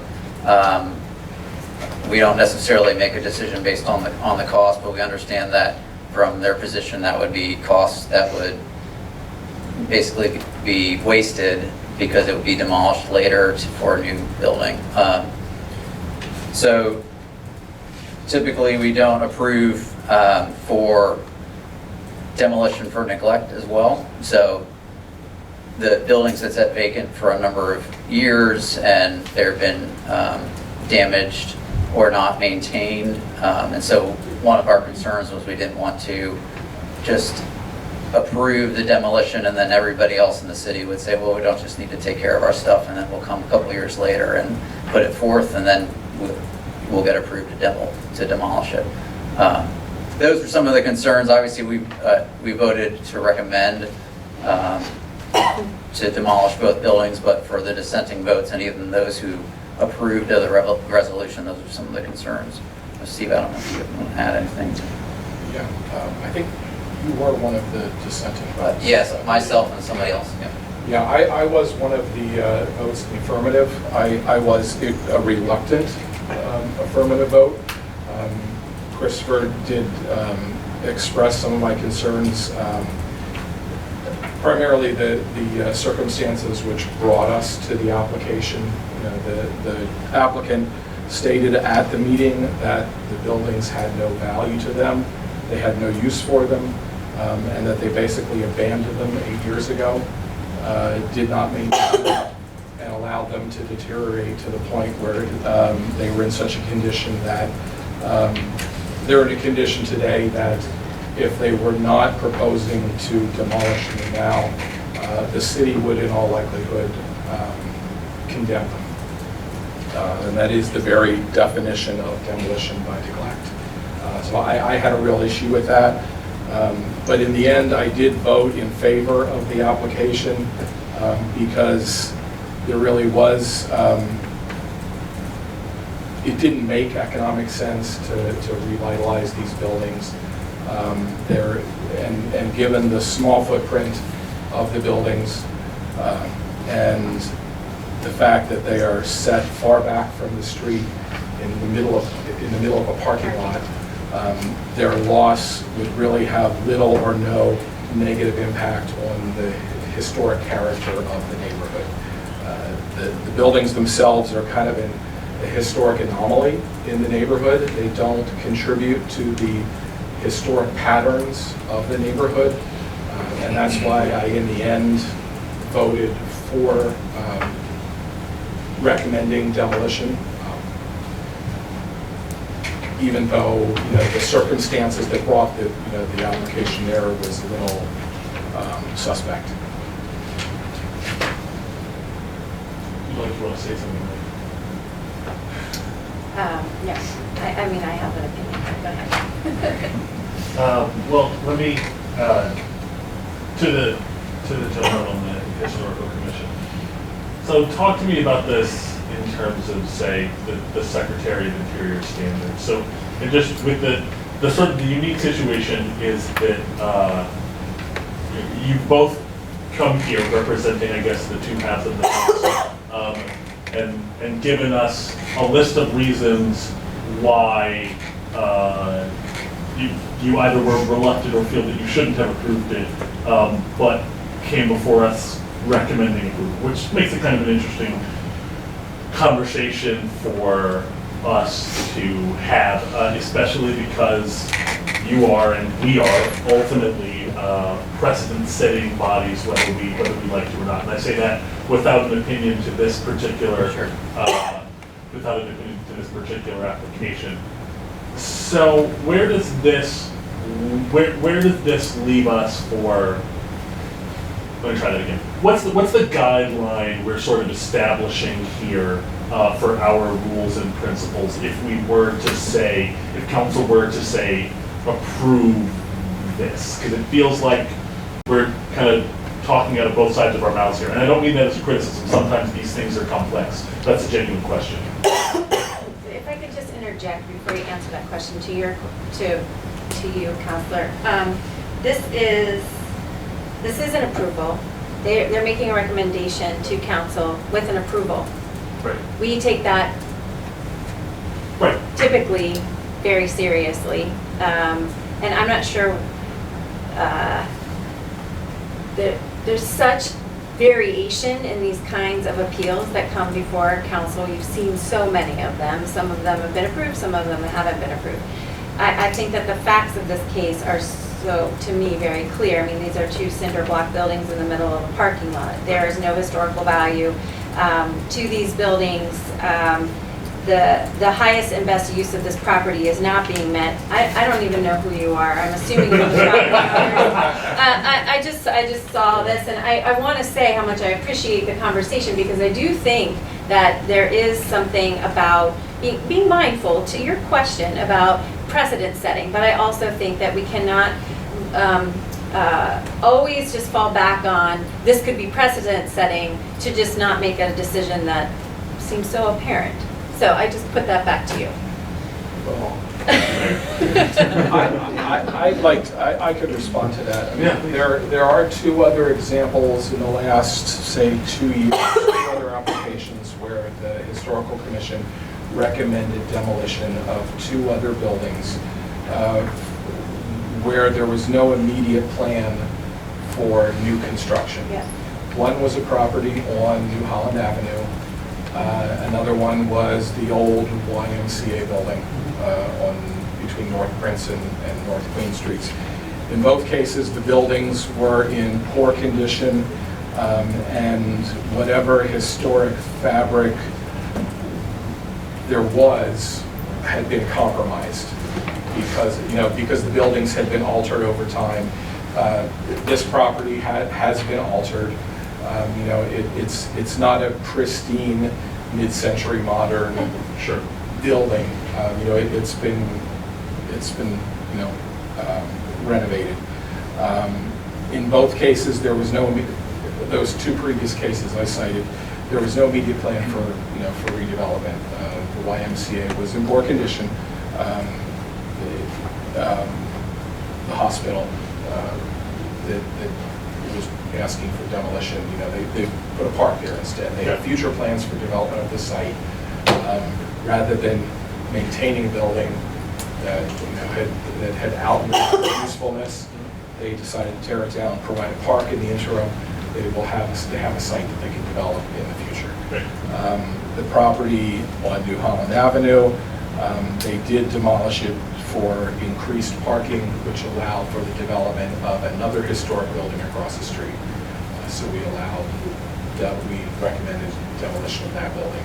And this is another case where there really isn't much value in these individual buildings. Demolition of them will allow for future development. Although short term there's only a gain of a few parking spaces, but long term it's a developable construction site that will allow a more sensitive that will allow for construction of something that will be more sensitive to the historic district than the building. Thank you. Gentlemen, please. So So since you asked, my name is Dana Clark. I'm a partner at Tippett's Weaver Architects, and I'm here just to sort of help these guys out. My partner Wendy was before Steve and his group sort of presented this initially to that group. And we certainly, as a firm, echoed all the sentiments and all the criticisms for this approach. By the same token, you know, Steve's right. I mean, this is not a project where we're asking to demolish these buildings to create a surface parking lot. That's not our intent. That's not the owner's intent. The parking that they gain is inconsequential to the exercise here. And as Steve mentioned, that the sort of bastardization of the buildings, particularly the gas station, is significant. And the return values on an investment in that particular building are just not sustainable. Again, not that economics is the only driver, it's certainly not, but as far as the overall value of these buildings when we look at them in the big picture, you know, that's certainly one of the things that is sort of a roadblock to the better development of that site, which I think, you know, having these two buildings and having a clean site would certainly give us a better opportunity to develop that site more along the lines that the Commission is looking for. None of these two buildings would even meet the Commission's guidelines for infill development at this point. So again, it's one of those things where, you know, had the 1940s tobacco building not been torn down, we wouldn't be here today. But, you know, that building that was on the site prior to the gas station, you know, that was the mistake. I don't think that these two buildings is the mistake. The committee? I just like to ask, why are they in the condition they are today? I mean, how long have you owned the property and why did they get to this point? My understanding is, I'm Don Brown, architects, the property owner. My understanding is we purchased them in 1982. The smaller brick building, we had files in there until summer 2017. At that point, the roof did fail. So that one was good until 2 years ago.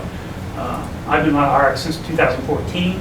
The larger building has been vacant in that time. And it's been vacant and locked up, and really we haven't gone in and out. The roof failed. We weren't aware, I don't know when it failed, because we just didn't go in and out of the building. From what we could see from the exterior, for both buildings, you know, obviously we couldn't see the roof, and not going inside. There was no safety issues, which was always my main concern. Safety issues to people coming in and out of the parking lot. And at this point, you know, I don't think that's an issue. But when the roof actually failed on the larger one and then a significant deterioration occurred, I'm not sure. I can't say. And it's difficult to know because the leaking roof is detrimental in a very short amount of time. So, you know, for these guys, you know, if it was secure, they just didn't have reason to go in there. So, and I think once they realized that they had an issue, then they started looking internally, okay, what are we really going to do with these two buildings? And they had to have some hard conversations about what makes sense for us to, how do we treat these buildings at this point? So I think that was kind of where they started having those more internal discussions and, hey, look, we think at this point demolition is probably the right way to go as opposed to investing more to correct the problem. They were aware that their intent was not demolition by neglect, they just didn't go in those buildings. They were perfectly, you know, once they realized there was a problem, they were like, we need to do something. Actually, the first option, or the first impulse was, let's get this, especially the larger one. The smaller one has no value whatsoever, but the larger one was, actually looking at a couple of roofers come in, let's get the roof fixed, let's see what we can do on the inside, and then we start running the numbers, and it's just, it would be about $150 a square foot to get it usable. Again, that we would be able to market it, but estimating, and this is just an estimate, like $8 to $10 a square foot to lease. So it just made no sense to go that route. And that's when we made the final decision to come before the Historical Commission and ask for approval to demolish. Wasn't there a car dealership there at one point? My understanding is it was originally a gas station, and then there was a car dealership with it. And then it became the Orbeez dry cleaner. Ever since I've been there, everybody called it the Royer building because apparently there was a pharmacy in there at one point. And I think that was the last business was in there. And when they left, I'm not sure. We purchased in '82, but I'm not sure when they left. We did store files in there. This was prior to me working there, but there was files in there. And then we had a warehouse that we leased right behind our building on Marion Street. And then they made the decision to lease some room over at the Borough. All those files were moved over to the Borough, so that's where all our file storage is now. And then the ones that were in the smaller building were very, very old and And when the roof leaked, they got destroyed, and there really wasn't a lot of concern about that. So that's a summary I can give you. Thanks, John. Could you confirm to me that these are the two buildings? Yes, that's the gas station and then the, yeah, that's it, yeah. Okay. Councilman Diaz. Can you kind of enlighten me, when you did purchase the properties, what were your intentions prior? You mean back in '82 when they were purchased? Yeah. Again, I'm fairly certain on this, but I'm certain it was for the parking lot for the employees. We have, our office building is on at 120 North Line, and then our employee parking is down there at that lot. So the buildings, again, the buildings were on the lot, but that wasn't, again, this is me guessing, but I don't think that it was, the surface parking lot is what they were looking for the employees. And then they utilized the building for storage until, a few years ago. So basically you already had a plan that you wanted to demolish for parking in the future. Is that correct? Well, I can't speak to that, I'm sorry. I don't know that was ever a plan. When it purchased in '82, they were using it for storage. And, we did have file storage in the larger one for a number of years, apparently. And then we did these, like I said, the other building and behind us on Marion Street for file storage. So they were utilized. What the plans for the building were, I'm not sure. And like I said, earlier in the year when we saw the condition of the larger building, we did look into, possibly what would it cost to rehab. Mr. Liddell, who's the company president, was thinking along those lines about, his son's an architect, he came in and looked at it, and trying to get some ideas what we could do with the building and then maybe lease it. And the numbers just didn't work out. And I think the important thing to remember here is they don't need the parking spaces now. That's not why we're here today. It's not to gain those 3 spaces or 4 spaces. 4 spaces, maybe. Yeah. So their intent was to utilize the surface lot and the assets on the lot to the best of their abilities. At this point now, they have a decision to make, realizing that the roof is leaking. What is the best use of the existing assets on that lot? And it's also a safety issue now. John Fever, we've been working with him, and yes. he says, we got to get, his concern is somebody would get in there, and then, so yes. And then we understand that, something's got to be done. Of course, our preferred is the approval to demolish, and that's what we're here to ask for. Question. Thank you. Yes. What are your plans for the future for that site? There's development plans, but there's nothing specific. They plan to develop it. Again, Mr. Liddell is working toward that, but it's probably a couple years down the road until everything falls into place. But he would like to develop the property. Specifically, I don't know. Council President? Yep. I would just say, you have so many of these over the years, especially in me, long years. This is one of the easier ones for me. If you came to me and those buildings were in pristine shape, and you said you were going to knock them down because you wanted to infill that block and actually build a community in it, I would vote 100% yes. I wouldn't care if they were in perfect shape. They're cinder block buildings in the middle of the parking lot. So that's number one. So I don't think the neglect issue even comes into conversation here, because it doesn't matter that they're neglected even if they were perfect. I speak for anybody else. I was so well, of course you're going to knock those down. And frankly, that's leading towards the ultimate goal, which I know a lot of us on this council have, which is to get rid of surface parking lots altogether. So I hope that when these go away, if council so chooses to do that, that makes it even more enticing for a developer to come in, and maybe we can get housing on that site, or maybe we can get mixed use on that site, because what we can't get right now is any of that with 2 cinder block buildings sitting in the middle of a parking lot. And I live in that neighborhood. They add nothing to the neighborhood. They have no historic quality whatsoever. They actually are eyesores in the neighborhood, because across the street, beautiful brick buildings up and down the neighborhood. They're the opposite of appealing in that neighborhood. So again, demolition is hard, but this is top 5 easiest ones, in my opinion, over the last 8 years. Just one person's opinion. Thank you, Councilor. Thank you. So,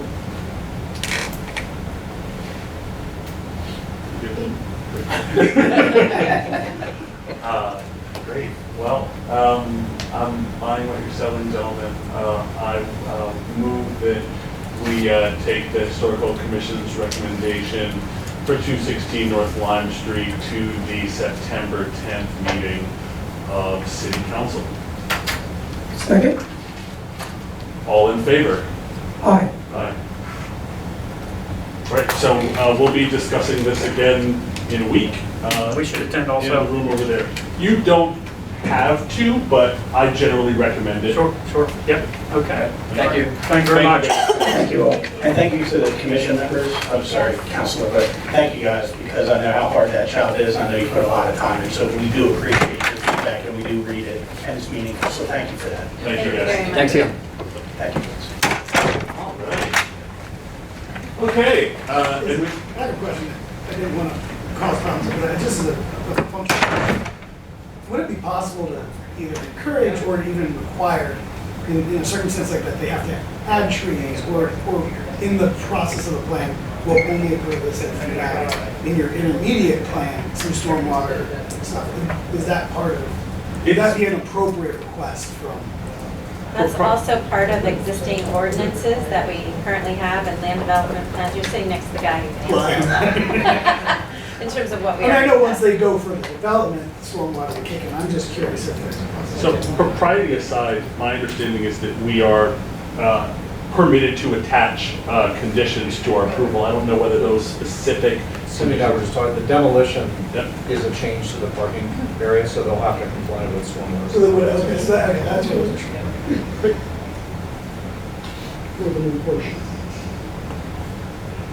For the parcel, for the whole parcel. We already have those things kicked in. Bring up a chunk of it. Anyway. Going once? I just want to specify it's for the reconstructed impervious area that they would have to immediately manage. In the long term, when they develop the property, certainly they would have to manage the rest of the site. Which is what I was trying to say inappropriately. Well, Douglas, why don't you just keep on going? We'll have administration resolution number 50, 2019, adopting the municipal operations climate action plan.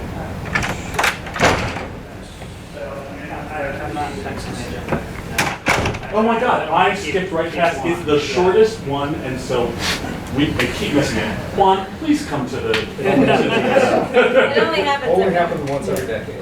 Yeah. All right. So, ladies and gentlemen, as we've discussed over and over, 2020 is the next decennial census, and it really could not be more important, both from a data gathering perspective and from the perspective of the funding that comes into our communities based on the number of certain populations we have in our community or our population as a whole. So here to talk to us more about that is Juan Valencia.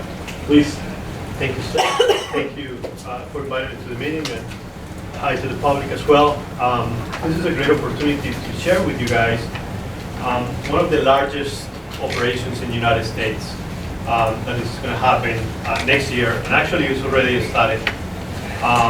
So I'm here to just briefly mention what are the initiatives that the census actually is doing in our region, and keep you aware. And there are a few points that I invite you to pay attention, because one of them has to do with the highest elected officials in each municipality, and actually that's you guys, actually. So, 2020 census, three things that are to remember. It's important, it's safe, and it's easy. I'm a partnership specialist with the Census Bureau. I started working with the census 3 months ago, and I'm also in charge of Chester County and Delaware County. If we go to the next one, please. Thank you. Is why it's important. A few things. One is, it determines one is in the Constitution. By the Constitution, every 10 years, we need to do a census in the United States. It's important because it helps us to apportion the seats in the U.S. House of Representatives, help us to conduct redistricting at the federal, state, and local levels. It has to do a lot of with the school districts as well.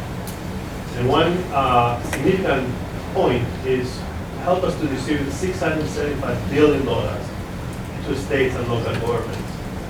There are 16 main funds that actually make up for programs like Medicaid, Medicare, SNAP, CHIP, all these programs are attached to the population. Okay, so Pennsylvania receives $27 billion. Okay, we're talking about in 1 year, $27 billion. By the population of Pennsylvania, that represents about $2,093 per person. Okay, so if we don't count 10 people here in this table, multiply 10 times 2,093 times 10 years, because every 10 years. So we're talking about a significant amount of funds. So that's why it's important. Something that is very important for us to remember as well is that the census is confidential. And it's confidential and it's protected by Title 13 from the U.S. Code. So any response that you provide to the Census Bureau will keep confidential. So we go back to the question of the citizenship, regardless if it was in the census or was not in the census, we cannot identify any person. The Census Bureau only produces statistics. That's our job. So this is something that is very important to emphasize to the community. Go ahead, next one please. Thank you. This is a big graphic of what the operation looks like. So the first part of the left downside, I guess, is establish where to count. This is a big part of the operation, and it started this month. And why it's important is because we are hiring a lot of people to help us with this operation. It's called address canvassing. And I'm glad that the police is here because we are informing the community that census personnel, people who are working with the census, are right now walking the streets, okay, verifying addresses. So this is very important, and we try to, the Census Bureau is trying to reach out to all the police stations, and it's a little bit complicated. What we're doing here, which is inform the community, do it just with one email. There's no such a thing as one email and everybody's going to be informed. So that's why we are doing this outreach campaign. So the first part establishes where to count. And for that, we are hiring a lot of people. And a lot is, we need for Lancaster County, 2,400 people to work as a part-time with the census. Listen, 2,400 people is no one in Lancaster can hire so many people. It's basically asking you if in your house you have someone that wants to work with the census, literally. So that's, and in this folder, we have information on where to apply. So I invite you guys to also share that information. We need a lot of people to help us to work with this operation. Then we are at the motivate people to respond phase. And the census has two main strategies. One is a partnership. So we're working right now with United Way, with Lancaster Chamber of Commerce, with Church World Services, and many other organizations. Council members right now. We're doing a PowerPoint presentation telling you what the census is, informing you what the census is, and asking you for your participation. So this is a partnership program. The second part, which is very important, is the complete count committees. And I'm going to emphasize a little bit what the complete count committees, because they are being organized right now, more than 10,000 of them in the United States. This is happening at the state level, county level, and municipality level. Then we count the people, and one of the new things is, for first time ever, everybody can answer online the census. So this is a huge change. And we're working with libraries and all kinds of different organizations to try to prevent or organize how the all the logistics that implies. Not everybody's going to answer online, so we still have the formulary, questionnaire paper, and we also have an option to answer the census on the phone. For online operations and on the phone, we have 12 different languages. As you can see, in Lancaster County, we were talking about immigrants and refugees. We have way many more languages than 12. So we're partnering with different organizations to help us to communicate with those communities what the census is. Finally, we will release the census results to the President of the United States, then to the Congress, and then to the public.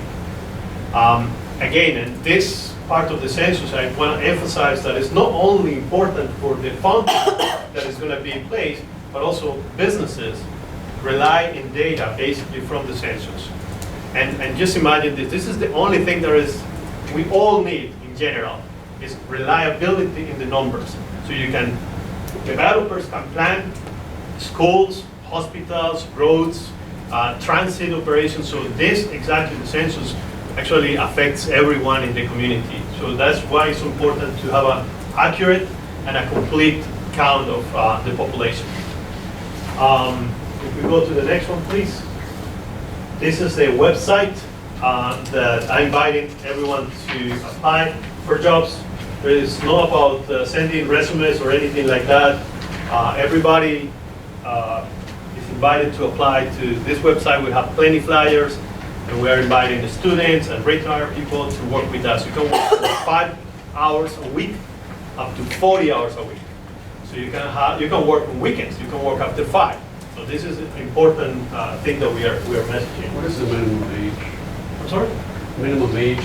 Yeah, we have from $12, which is a clerk basic function, to $15, which is the bulk enumerator, to $28.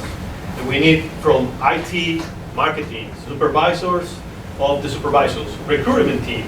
We have, there is a very large organization that And the minimum age? 18.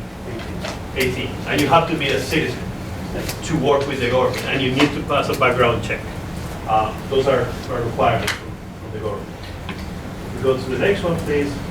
So this operation is happening in the United States. So the census provides this tool. It's called Roam, where you can plug where you are, and we will show you a prediction of what areas we believe, based on data that we have, will have a very hard time to reach out the population. So if we go to the next one, if you use Roam, and if you plug in Lancaster County, Pennsylvania, there you go. You can see that Lancaster City, Columbia, and there are other areas that are kind of critical. Millersville, and you can see also the green, a little bit dark green areas that we anticipate we're going to have a little bit, we need a little bit of effort to communicate with the communities to get a response. We go to the next one.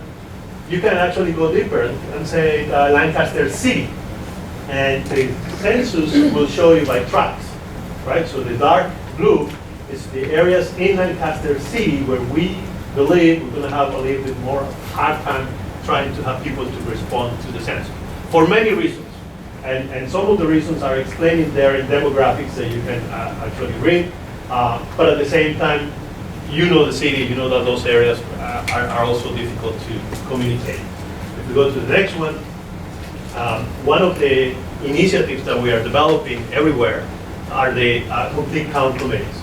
So we go to the next one, please. This is how they look like. They look like this table, actually. So we have heads of different organizations, public school system, businesses. We have the local government, we have colleges, faith-based organizations, and we have all kinds of different associations as well. So we have one in Pennsylvania, in Harrisburg. It's about 200 people organized there, and some of the leaders in Pennsylvania library system. So the head of that Pennsylvania library system is sitting there in that complete count committee. But we also have the same structure that we suggest. And one of the things is we suggest that the highest elected officials in each state, county, and municipality will appoint a chair. And that chair will bring other members to have the complete count committee. This is a voluntary, basically, effort. So we have 3 months effort to work with the Lancaster County Commissioners to present them, like we are doing right now, that how important is the census, and having their agreement that yes, it is important and they need to step up and work with us because this is about counting everyone. So we have right now the first meeting last Friday of this County Complete Count Committee.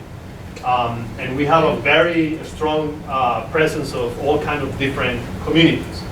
We miss many communities as well, and unfortunately, we tried to reach out some communities, but we didn't have representation of them. And I hope if we're gonna continue doing, go to the next one, then we divide that complete count committee in subcommittees. So there's a government, workforce, education, media, technology, businesses, okay? And under those subcommittees, other institutional organizations can just plug into the structure of the county complete count committee. The city of Lancaster had 3 people actually sitting in that county, which is Suzanne and Douglas and Jess King. And they are deciding if they want to create their own complete count committee for the city, or if they prefer to have a subcommittee of the city. Whatever it is, or a partnership, whatever it is we're inviting them to join us. Because you know, and you guys were elected here, you know better the communities than anybody else. You didn't know me before. And for me, it's going to be very difficult to tell your communities about the census. It's easier for you to tell or to invite your community to learn more about the census. And that's exactly what we're doing here with this complete count committees. If we go to the next one, key points, it should be all-inclusive.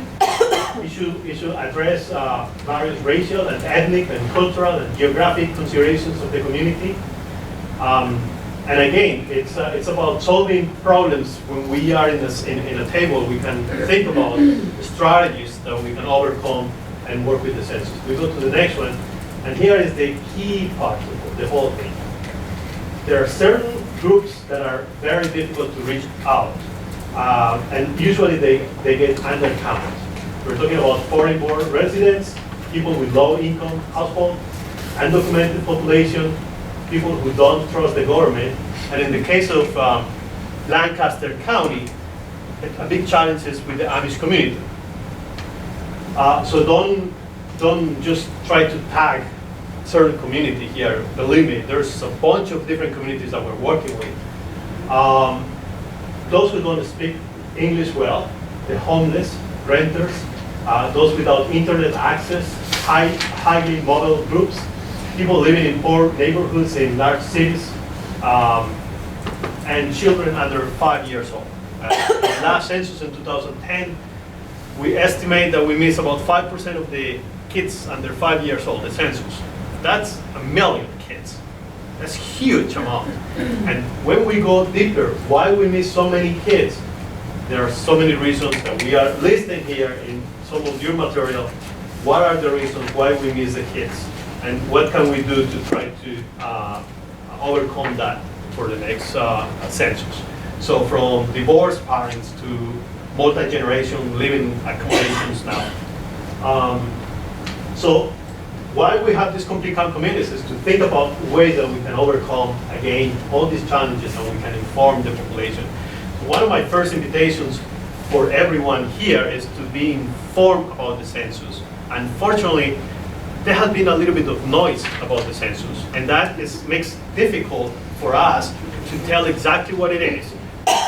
There's a lot of noise, and you know, I think it's important to start clarifying exactly what it is. What are the 10 questions? You know, we are not asking for Social Security. Never. We know we don't. So that if you insist on that, it's not right. So it's disinformation. So we need to inform ourselves about the questions about the census because we represent communities. And if we are afraid of that, or if we just don't know, I think that it makes the work harder for us to get to the community. We can get the next one. Some effective campaigns that we did in 2010 that they work. I don't know if they're going to work now because things change in 10 years as well. So this is very interesting to talk to them. But it's public service announcements, advertising campaigns, print materials, faith-based activities, translation of materials, and local media coverage. When we're inviting, for instance, to the complete count committee, we're inviting the media. Okay? Our idea is not to have an interview for the census. Our idea is let's talk about the strategy on how can we communicate the census information to the community, maybe in the different areas, maybe different sections, maybe another example. This material was taken by the library system in Berks County. They took this material because it's a little bit heavy and complicated, and they came up with the idea of how we're going to transfer this information to the kids. So they play, they create a game, and that's a communication specifically from the libraries to the kids. That's the type of level that we would like to have. We can go to the next level. Again, it's important, it's easy, it's safe. That's basically the big picture of the census, and I invite everyone to get involved because it's one of the largest operations in the United States, and it's going to touch a lot of us in different ways. So one is about sharing that we are hiring police. It's very important. We have plenty of flyers. Help us to do that. Secondly, when we ask you, please connect us with other communities. Pay attention to that, please, because we really didn't, we're missing representation of African Americans in the Complete Count Committee. We're missing representations of the LGBT in the Complete Count Committee. We're missing many other groups that we need to communicate with them.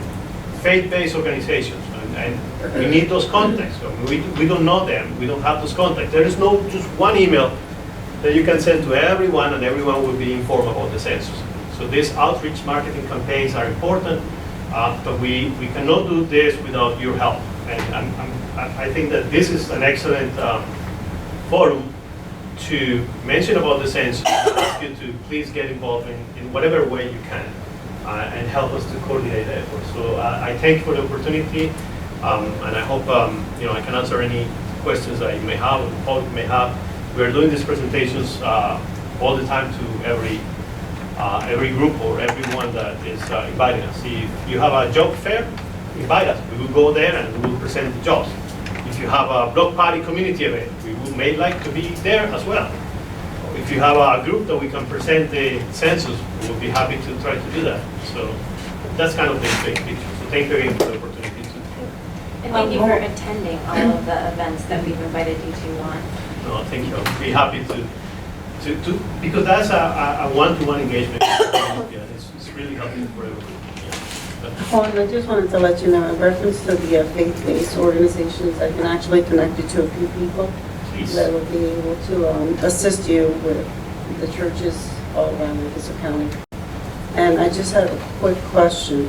There's some residents that were actually removed from their homes because of the conditions, and they have been moved to hotels. So I'm not sure how that's going to be done in reference to follow those particular residents in order to count them in the census. So that's a good question. One of the operations is called group quarters, and it has to do with the census reaching out to different communities that they live together but they are not related, like college dorms or prisons or military bases. Situations like that are transitional in hotels as well as part of our operation. So we will work out with all these different representatives of these areas, and we will try to count them as well. So there are some plans, but still, even though there are some plans, we are talking with Wheels and what's the organization? I'm sorry. Meals and Wheels. Meals and Wheels, because they have a big penetration in a very an important part of the population that we need to tell about the census. So we need to work with him and find out the strategies to communicate, and that's kind of the level of partnerships that we're trying to get involved. It goes to all kind of different levels, colleges, housing authorities, so it touches a lot of different entities. I don't know if the public, anybody has any Just County Commissioners also presented about this to Like Go My Home, which has a lot of the homeless organizations, or the organizations that work with the homeless connected to them. Yeah, I do want to point that Suzanne and Jess and representatives from the city are very aware. They are participating in the presentations, but definitely, I think that this is an excellent forum to open up that part. trying to get connected with whatever we're doing with the census.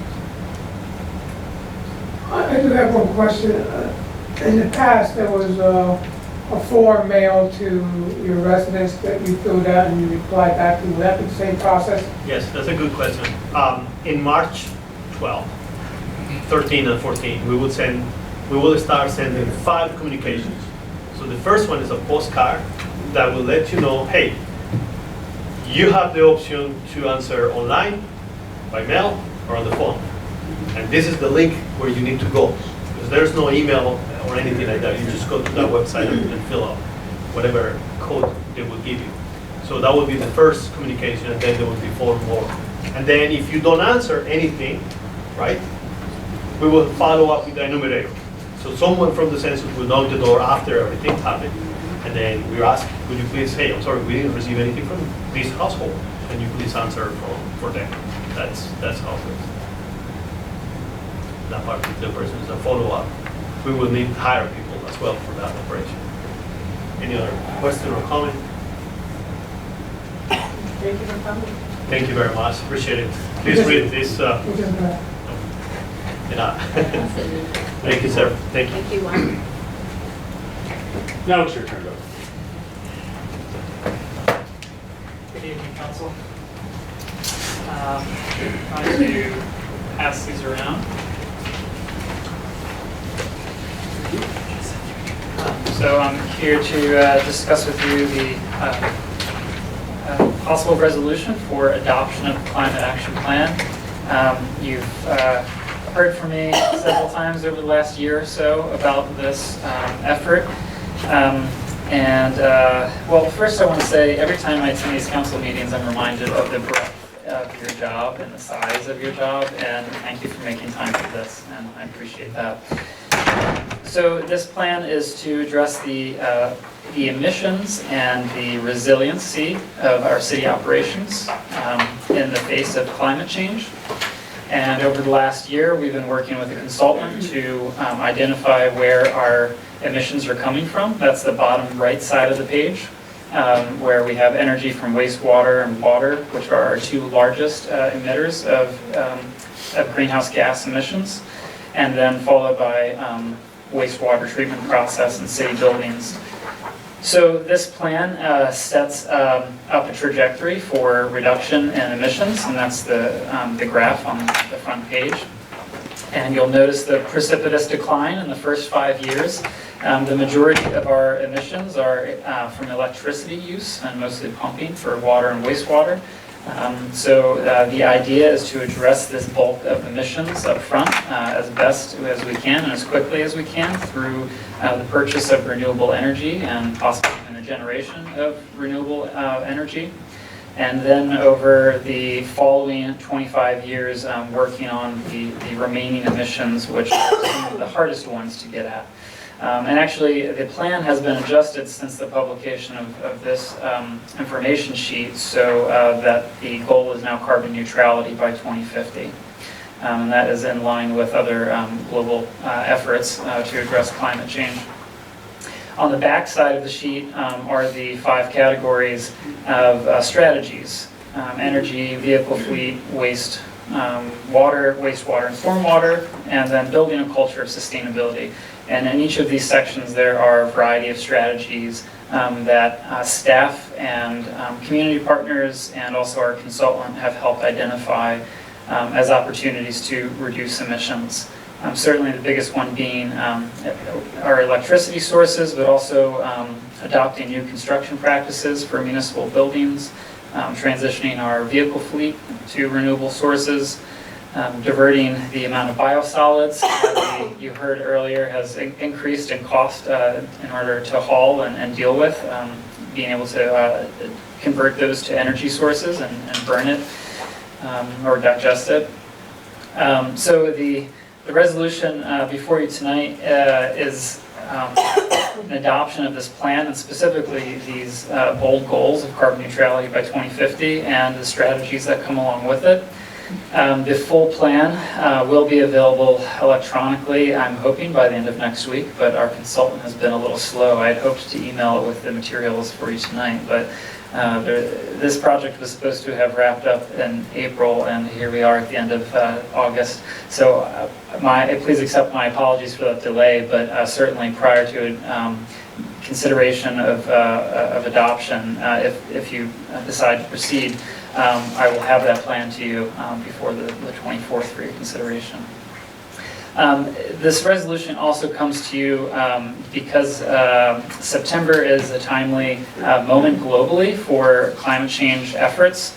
There are 3 different initiatives that are going on at the end of September.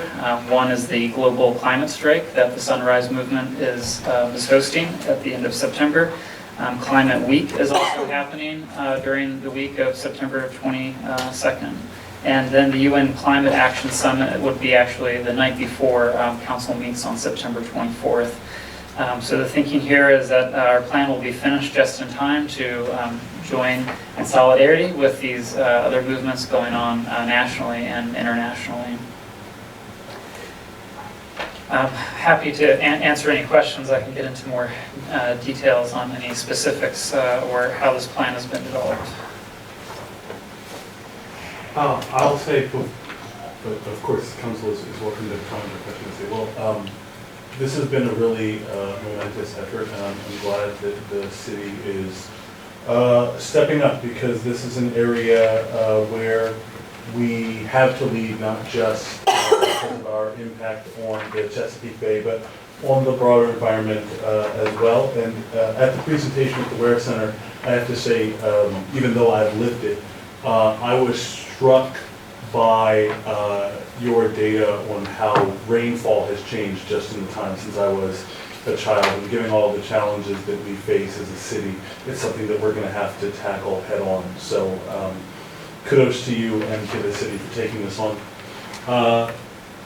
I'm going to go ahead and move that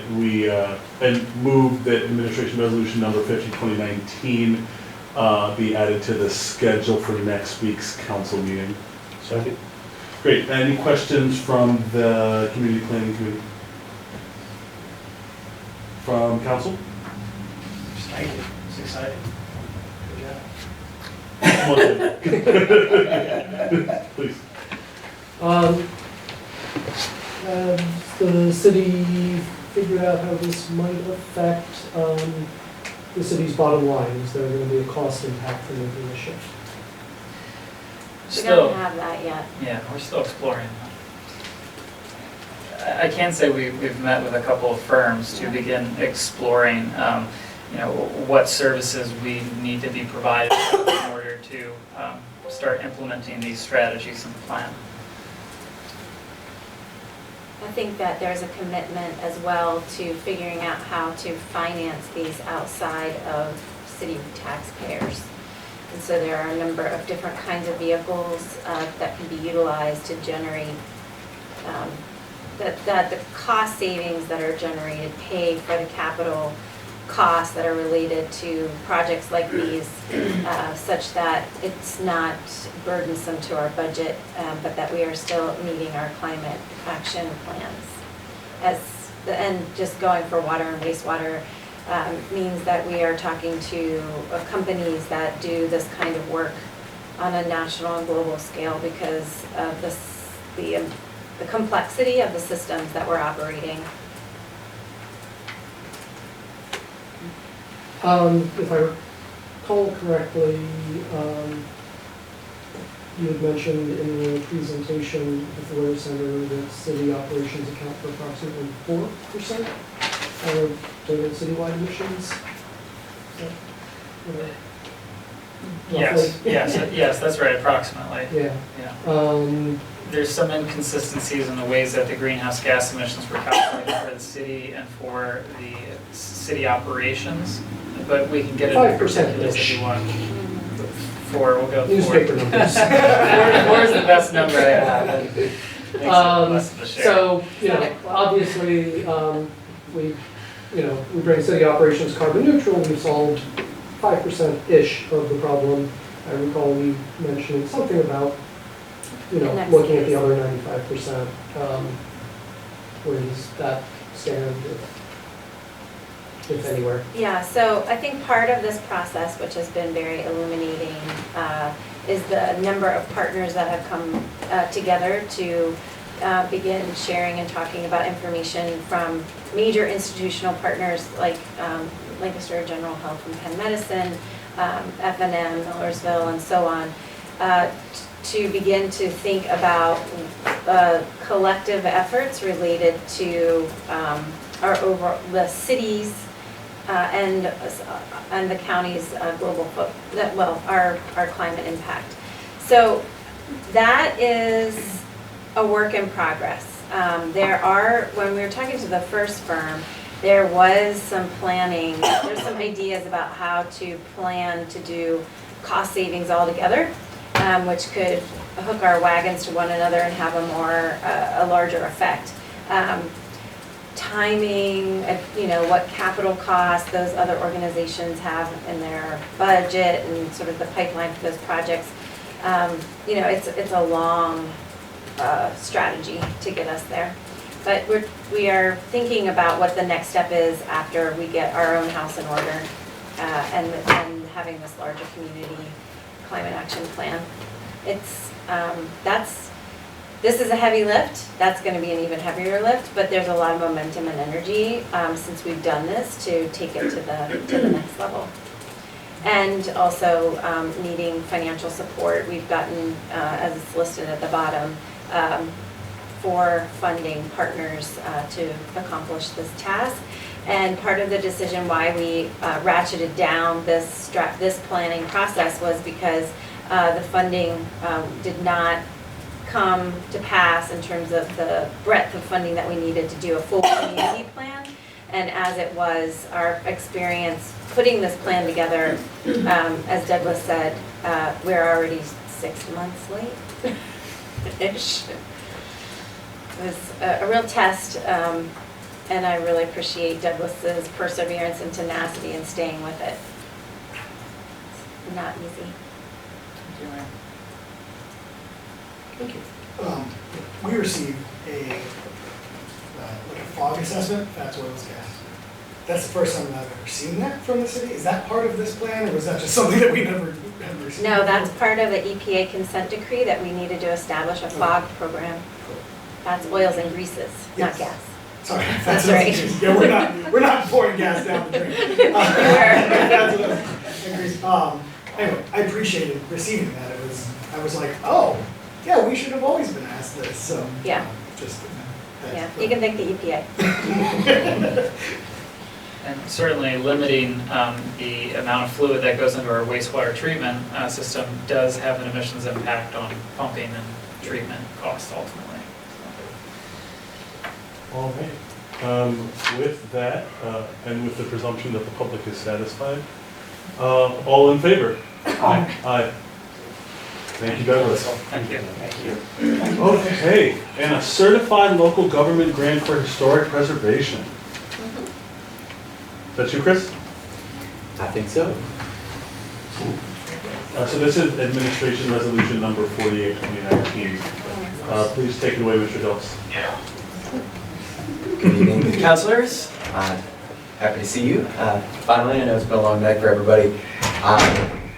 In the interest of timing, I'll keep this brief. As stated in the resolution, this is the 31st year that the city is applying for this particular grant. We are a certified local government as established through the National Historic Preservation Act.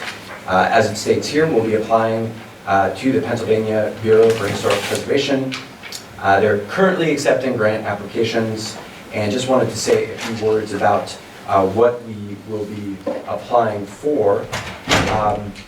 Consulted with our historic preservation specialist who has worked on this for at least a few years now, and was informed that the Pennsylvania SHPO, the State Historic Preservation Officer, had required a renewal recertification agreement because there are new performance standards for this program.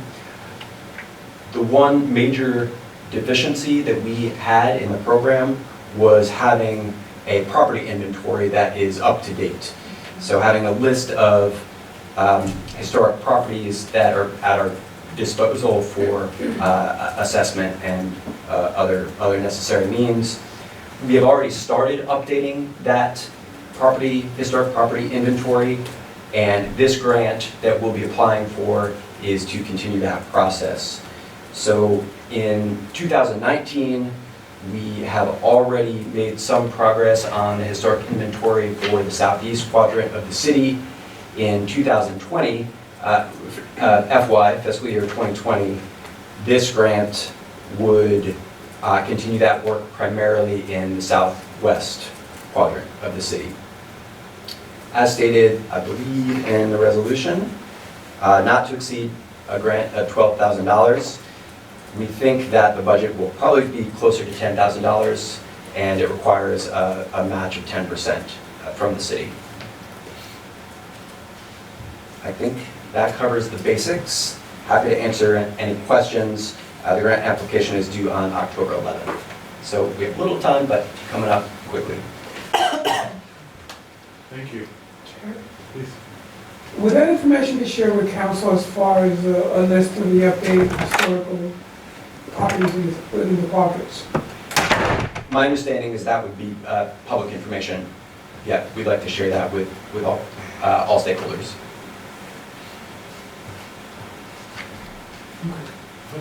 John?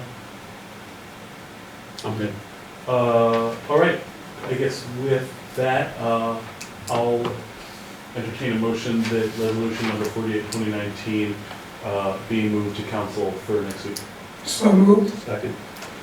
Lovely. Any questions from council as a whole? From the public?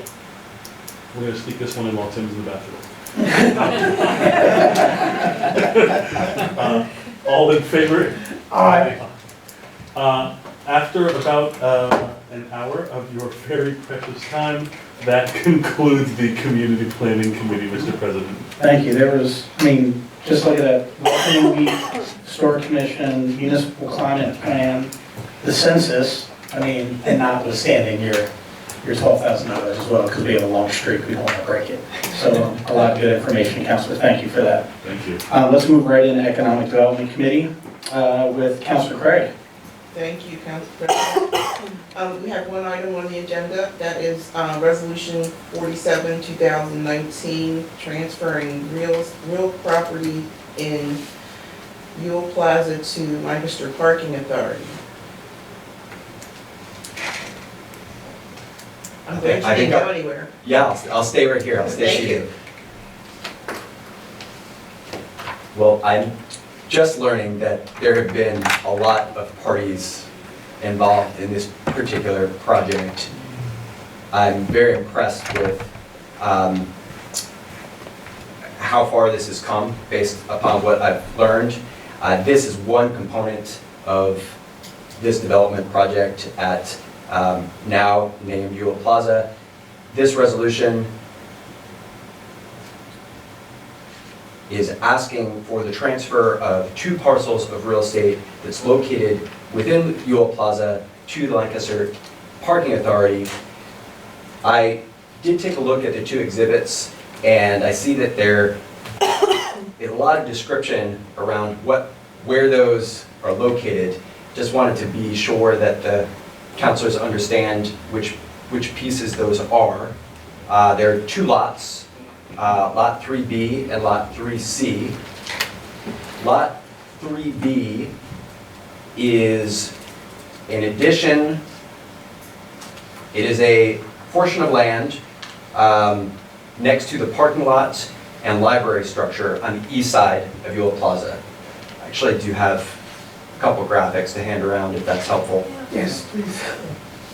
Or maybe Bernie can put one up and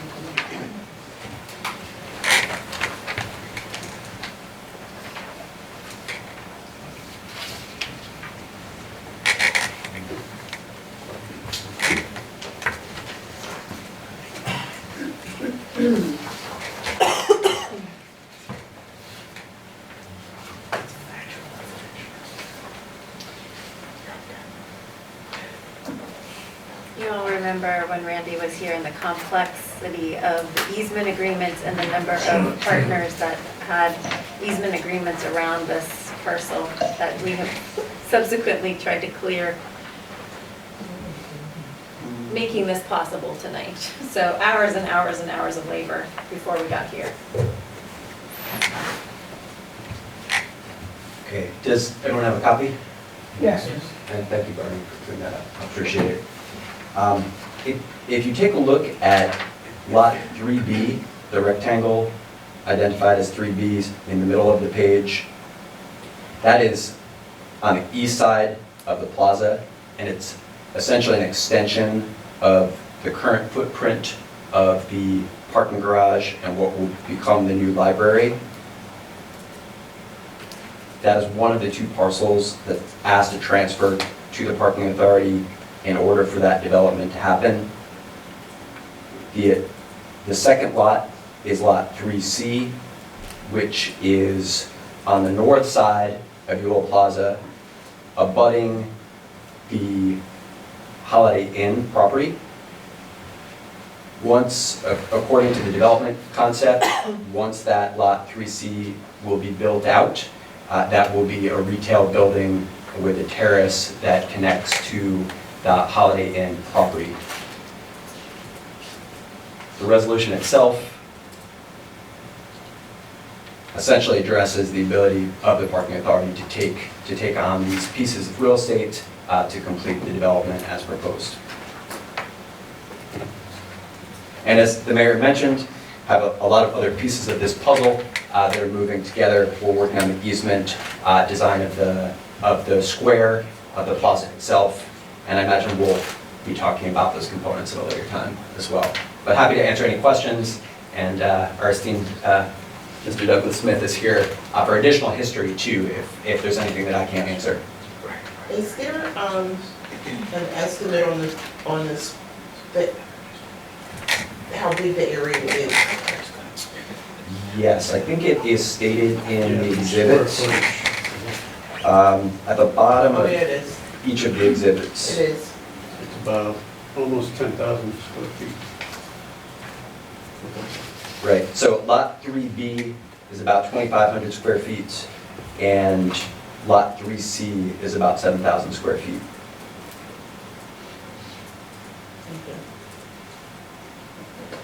Any questions from the committee?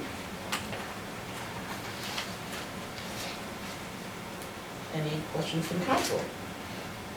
And just to clarify, Chris, I won't ask this, even though you probably know it, but just because you're relatively new here. What we're looking at, that was sort of the mayor, we're looking at kind of the steps, the concrete steps area, right? And where the Rumbar restaurant used to be, that kind of concrete overhang, right? Yeah. So this isn't land that's been used, these are... No, these are easements that the city has had, and we're transferring over to, for the purposes of the construction. Right. They just need the extra space. Well, they need to tear all that stuff down. That's part of the demolition.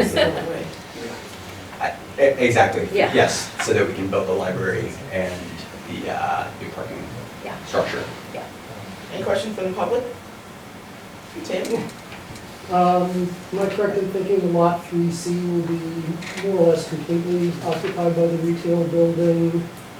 But I think lot 3B is going to be like in front of the library? So it'll be like a terrace or something like that? Yeah. It's Something you have to just look at the Manrico plans for the Ewell Plaza, and you'll see that it's incorporated into the aesthetic of what Lot 3A will be, so you won't know I'm sorry, lot 3A? 3A is the whole, the larger lot that's in the front. So you won't be able to discern between 3A and 3B in the conceptual design of Ewell Plaza. But Lot 3C, you will be able to, because there will be a terrace over top of some space that is TBD in terms of what it will be utilized for. The concept now is that it will be some kind of retail space or something. And then lot 3A includes the portion over by 101 North Queen that has an easement for their outdoor dining? Correct. All right, thank you. And this transfer is no cost, correct? Correct. Because it's a city 2040. Are there any other questions? Can I make a clarifying Yes, point? please. I wish I had my intern here to run upstairs and grab the plans, but to the best of my recollection, I've looked at these plans a lot. The building, the library will actually extend into that 3B. 3B, Oh, yeah. almost the entire The distance entire of that width, lot. yeah, okay. And it'll only have a terrace above it, so the stair tower will occupy what would be the southwest portion of that lot, and that will go up, vertically 8 stories. So the 2 library floors plus the 6 for the garage. Thank you for clarifying Sure, that. no problem. And then you're right, the 3C will be entirely occupied, as my understanding. The building footprint is shown for that entire parcel. Okay, so 3B mostly occupied, but not entirely. Entirely. Yeah. Entirely. There will be a very small overhang easement into the square by a foot or 2, but otherwise it'll be occupied. But 3B is where the library is going, correct? Yeah. Correct, and extending back into the full parcel east of it. Counselor, if you look at lot 2A, that building, the entire 2 floors on the bottom will be the library. So it will As far as lot 2A, you mean? Lot 2A, right. So lot 3B, which will be transferred, that will be the frontage of the building, but then the library will extend throughout lot 2A. Be a cool little library, we're just on 3B. And if I can make one point of clarification, lot 3B and 2A, which is the parking garage, those will be joined in common. So they're shown here as different lots because a new lot needs to be created in order to give it over to the parking authority. 3C will remain its own separate parcel. So I hope that doesn't confuse people. Thank you. Yeah. Are there any further questions? Hearing none, motion to move this to full council on Tuesday. Second. All in favor? Aye. Thank you. Thank you very much. Thank you. I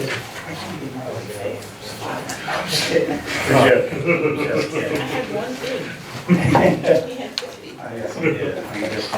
All right, let's go into Public Works Committee. Councilor Rivera. Thank you, Mr. President. Administration Bill number 15, 2011. This is the taking a utility easement by Emerson at 1411 Columbia Avenue. If my memory serves me, this is the lot at the corner of Jackson Drive, Columbia Avenue, across from Stone Mill Plaza. Right. It's not on the corner of Jackson Drive. It's the one property to the west. To the west. It is the future home of Meals on Wheels. It is the previous restaurant, which was named Mix All American. Or if you've been around a long time, Fiorentino's. Yeah, sure. Just beyond the new bridge. Hallelujah. Hallelujah. So I got this mixed up with the previous one, corner lot. which we did not enter into eminent domain proceedings with, by the way, because we were able to come to a mutually agreed upon price for the empty lot that's at the corner of Jackson that you were thinking of, Counselor. I'm correct about that, right? Correct. So this is, as you are familiar, we did start the eminent domain process for that other lot, but it's all still related to the same project. It's for the large diameter transmission main that is currently under construction in East Hunfield Township. This property is located in Lancaster Township. So we're able to come to an agreement about the easement, but then when we started to negotiate price, we weren't able to come to an agreement on the actual price of the easement. So we are requesting that we enter into this, start the eminent domain process related to this property. Can I ask you to just point it out to me? Sure. Yeah, it is the that property there. That's Fiorentino. Through the parking area in the back.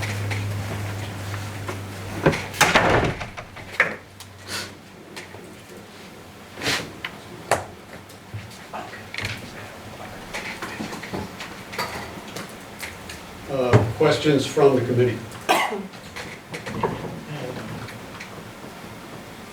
Council? Will this be the final hurdle to get through this installation of this line? This is the final easement, yes. And when do you see construction actually? So construction in Lancaster Township will be next year. Oh, next year. Right. And like I said, the contractor has started, but they're more in the Running Pump Road area, Mill Drive, in that area, and then they're gonna work their way up to Oyster Point. And when do you see completion of this? How many years down the road? It's a 2-year project. 2-year project. Right. And we've been into the project about a year? No. No? Oh, okay. I would say we started in the summer. Oh, okay. So, yeah, it'll be 2 years. 2021 probably that they would be finishing up. Let's just pray there's no more issues with the line, the main line, so. Exactly. Thank you. From the public? No? May I hear a motion? Motion to move to full council on Tuesday. Sorry. All in favor? Aye. Aye. Thank you. Thank you. Thank you. And that is all for Public Works. Okay, we're going to go right into Committee of the Whole. I'm going to use my wielding power to move Chief Berkeyheiser up to the front. I know there's other people who are waiting, most likely, but the Chief has places he needs to be. So Chief, you wouldn't mind coming up? I'm sorry that I made you wait that long, but my power is only so grand. Chief, you're here for Council Resolution 49, if I'm not mistaken, opposing the federal legislation to allow larger trucks.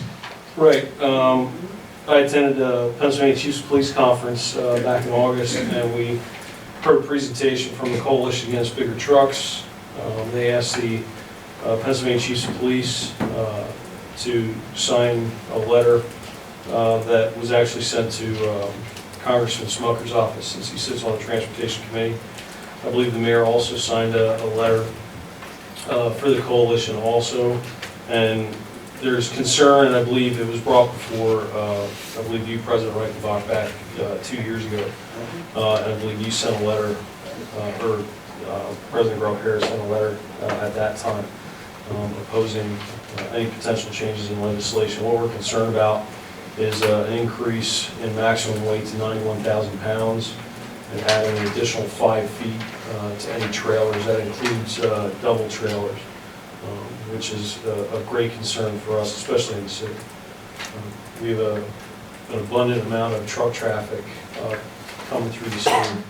And the last thing I think we want to see is any larger trucks coming through the city than what we have right now. So this is just, I think, sending a bigger message to the legislature that we don't want it. Thank you, Chief. And agree 100%. It's awful, really, how many trucks go through our downtown. And even with the bypasses and the highways and traffic really isn't that bad in Lancaster County for people not to be able to go around. But they don't, and they just plow right through. And it's unnerving to be walking down the street sometimes with double wide tractor trailers rolling through at high rates of speed. It's great. And of course, we don't have radar either, so we can't even slow them down. So we can't do anything with it. No, we're limited on the number of details we can do a year to enforce some of the mix-up with federal regulations related to trucks. We run probably 4 to 6 details a year. And like in the letter I sent to Congressman Smucker, we take quite a few trucks out of service every time we do that for major safety violations. Questions from the committee? From the public? Could I just ask the chief to recap what the proposed legislation is? So there's 2 versions right now, and they want to increase the weight to trucks to 91,000 pounds. That I don't know. 80, I think. Yeah, I think it's 80,000 to 91,000. And then adding feet to the length of the trailer. So approximately 5 feet to the length of either a single trailer or what is now double trailers. Yep. You know how often, I'm amazed how I see one stuck on a corner. I'm thinking adding 5 feet is going to increase that? Yeah. Oh, yeah. Yeah, I mean, like I pointed out to Congressman Smucker in my letter, we're the oldest inland American city. Our streets weren't built for truck traffic. Yeah, so, and just a few weeks ago, we had a wide load take out an electrical pole at King and Line. It was a pipeline construction vehicle that had a tracked front end loader on it. And the driver didn't even know he hit the pole. Luckily, one of our officers was sitting at the corner to stop the truck. So, but yeah, that's what's rolling through here now. At that very same corner, there's accidents there all the time. Where big trucks getting stuck, one up on the sidewalk, hitting cars.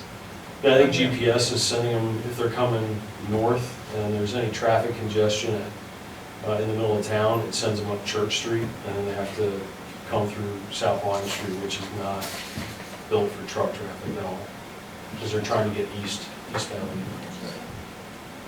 I watched them get stuck going east on the street, going past Lancaster Cemetery entrance, and they're just done. Like, they turn, they're locked, they can't move, they gotta get towed out. East Pocket is unbelievable. Yeah, we're trying to get a better relationship. We have a good relationship with Pennsylvania State Police now, and it's just a matter of, how long do we want to tie up a roadway, then bringing out one of their truck inspectors to then quite possibly take that truck out of service. And the problem is where do we put it? If it's stuck on one of those streets, we got to find a place to stick it. Practical reality. Chief, I've noticed that in certain places, in certain municipalities, they restrict those trucks just to local delivery trucks. Is that a possibility here inside the city since we have state roads? It is a possibility. We have to, we actually discussed that with the former director of DPW. There's a litany of paperwork and some other stuff that has to be done for PennDOT to restrict truck traffic. So it's my understanding it's a huge bureaucratic nightmare.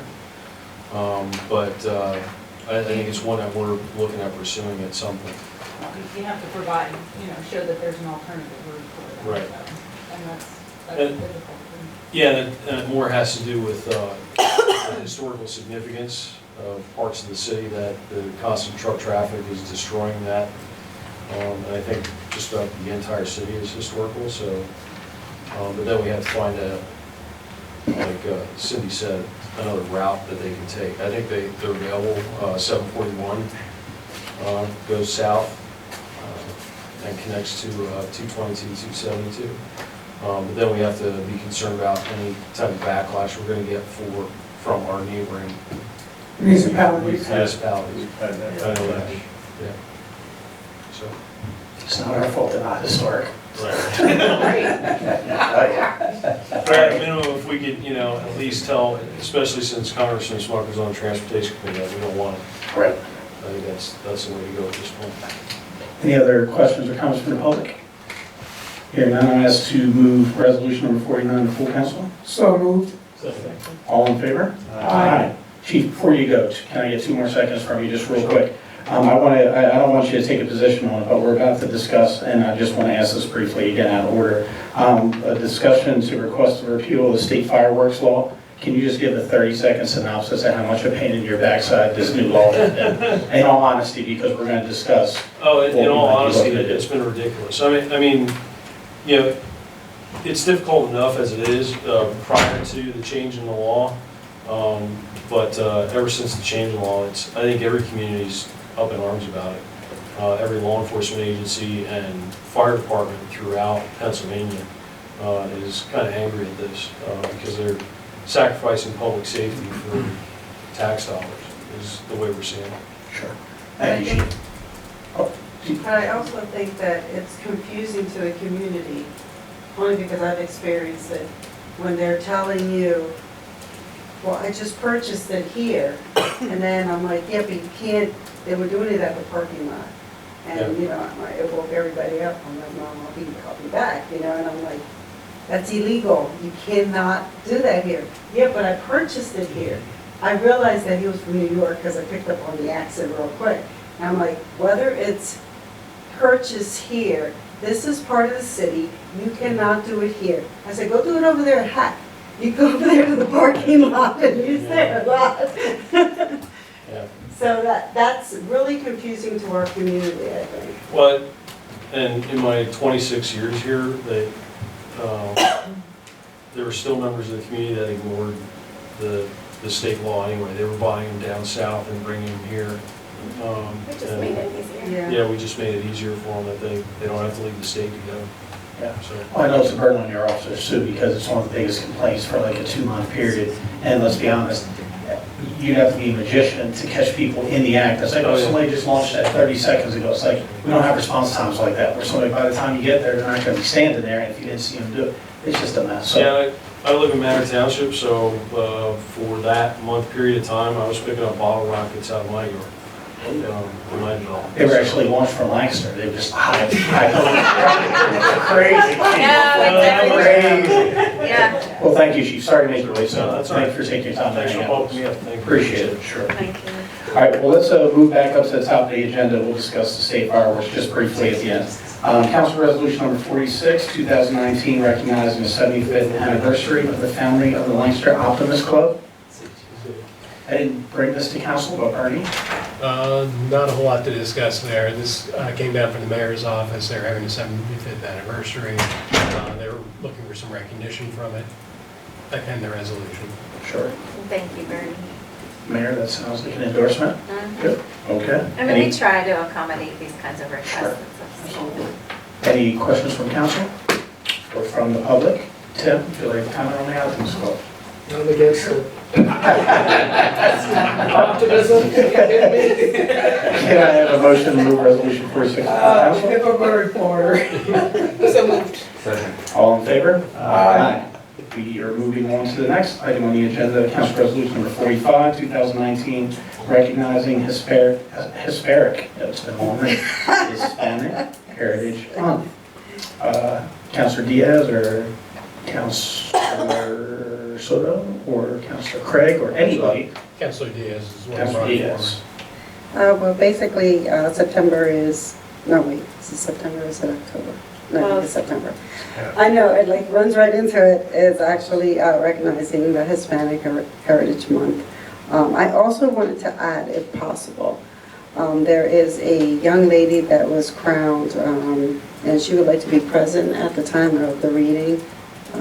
And so basically, I'll send you the information, but she would like to be there as also receiving it. But I think the one that actually requested it was Norman Bristol, that also wanted to make sure he gets a copy of the resolution. Great. And we are planning, in partnership with Assets, a Latinx version of Cultivar, for a business community in the city of Lancaster as part of Hispanic Heritage Month, and also the business the business breakfast that we did was too big for us to continue, and so the chamber is going to take that over as part of Hispanic Heritage Month. So those are a couple of the things that the city has. Is helping to support and organize. Real quick, I forgot that the Hispanic from LAC is having the festival this coming Saturday from 1, I think it's 1 o'clock through 9 o'clock. And there is like plenty of festivals, I think, going on. So I just wanted to add that. And where is that? That'll be in Ben's Park. And then the 21st is the Latin American Alliance at, is that Lancaster? Yeah, it's at Lancaster. So any other comments on this resolution from council, from the public? I just want to say thank you, Councilor Diaz, for bringing this and a few of the others that you have over the last couple of months. It's nice to be able to touch on these things, particularly with the diversity in the community, so thank you for that. Can I get a motion to move it to full council? So moved. Second. All in favor? Aye. Last but not least, discussion of the state fireworks law. Bernie, if you just want to briefly summarize kind of what we're looking to do here. You don't have to read it, just real quick. Yeah, certainly, Mr. President. So we were contacted by the council in Reading, and Reading, if you saw the memo that I provided you, They had 2 serious fires on the night of 4th of July, one of which burned through the roof of the school, another one displaced 2 families. We were very fortunate here that we only saw like 2 dumpster fires. So from the comments that I received back from the fire chief and the police chief, we simply got lucky here. Reading has asked for us to join them in requesting to our legislators that the 2017 fireworks law be repealed. So I have written a resolution, no, I'm sorry, I wrote a letter to that effect.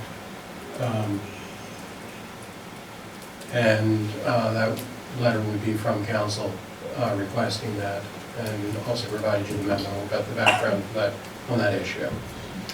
I'll also say that I was speaking with the mayor of Pittston, and they had a very tragic fire that took the life of a 5th grader and burned this family's house to the ground. And that was because a wicker chair on the porch caught on fire, and there were 3 kids that were setting off the fireworks. And so it's just, it's crazy. So anything and everything that you all can do, want to do.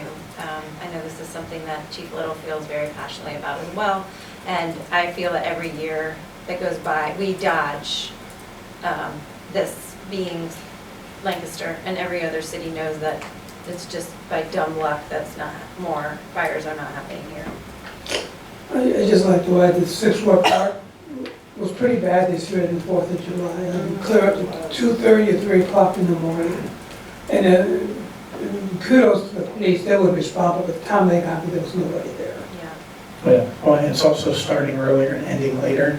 So there used to be wiggle room, like I was tolerant of like 3rd, 4th, 5th, like I get it. I still don't like it. But now it's, I mean, June and then late July and August. I mean, I still hear it last week. Last night. Yeah, it's just bananas. So I'll circulate that letter to council members for your review. If anybody wants to have any additions or any corrections to it before we send it away, we haven't sent it away yet. We want to grab, so I'll make sure you guys get a view of it. Feel free to give your feedback to it, and then we'll get it sent off as soon as we can. All right. Other than that, clerk's report, anything, Brent, you want to highlight? No.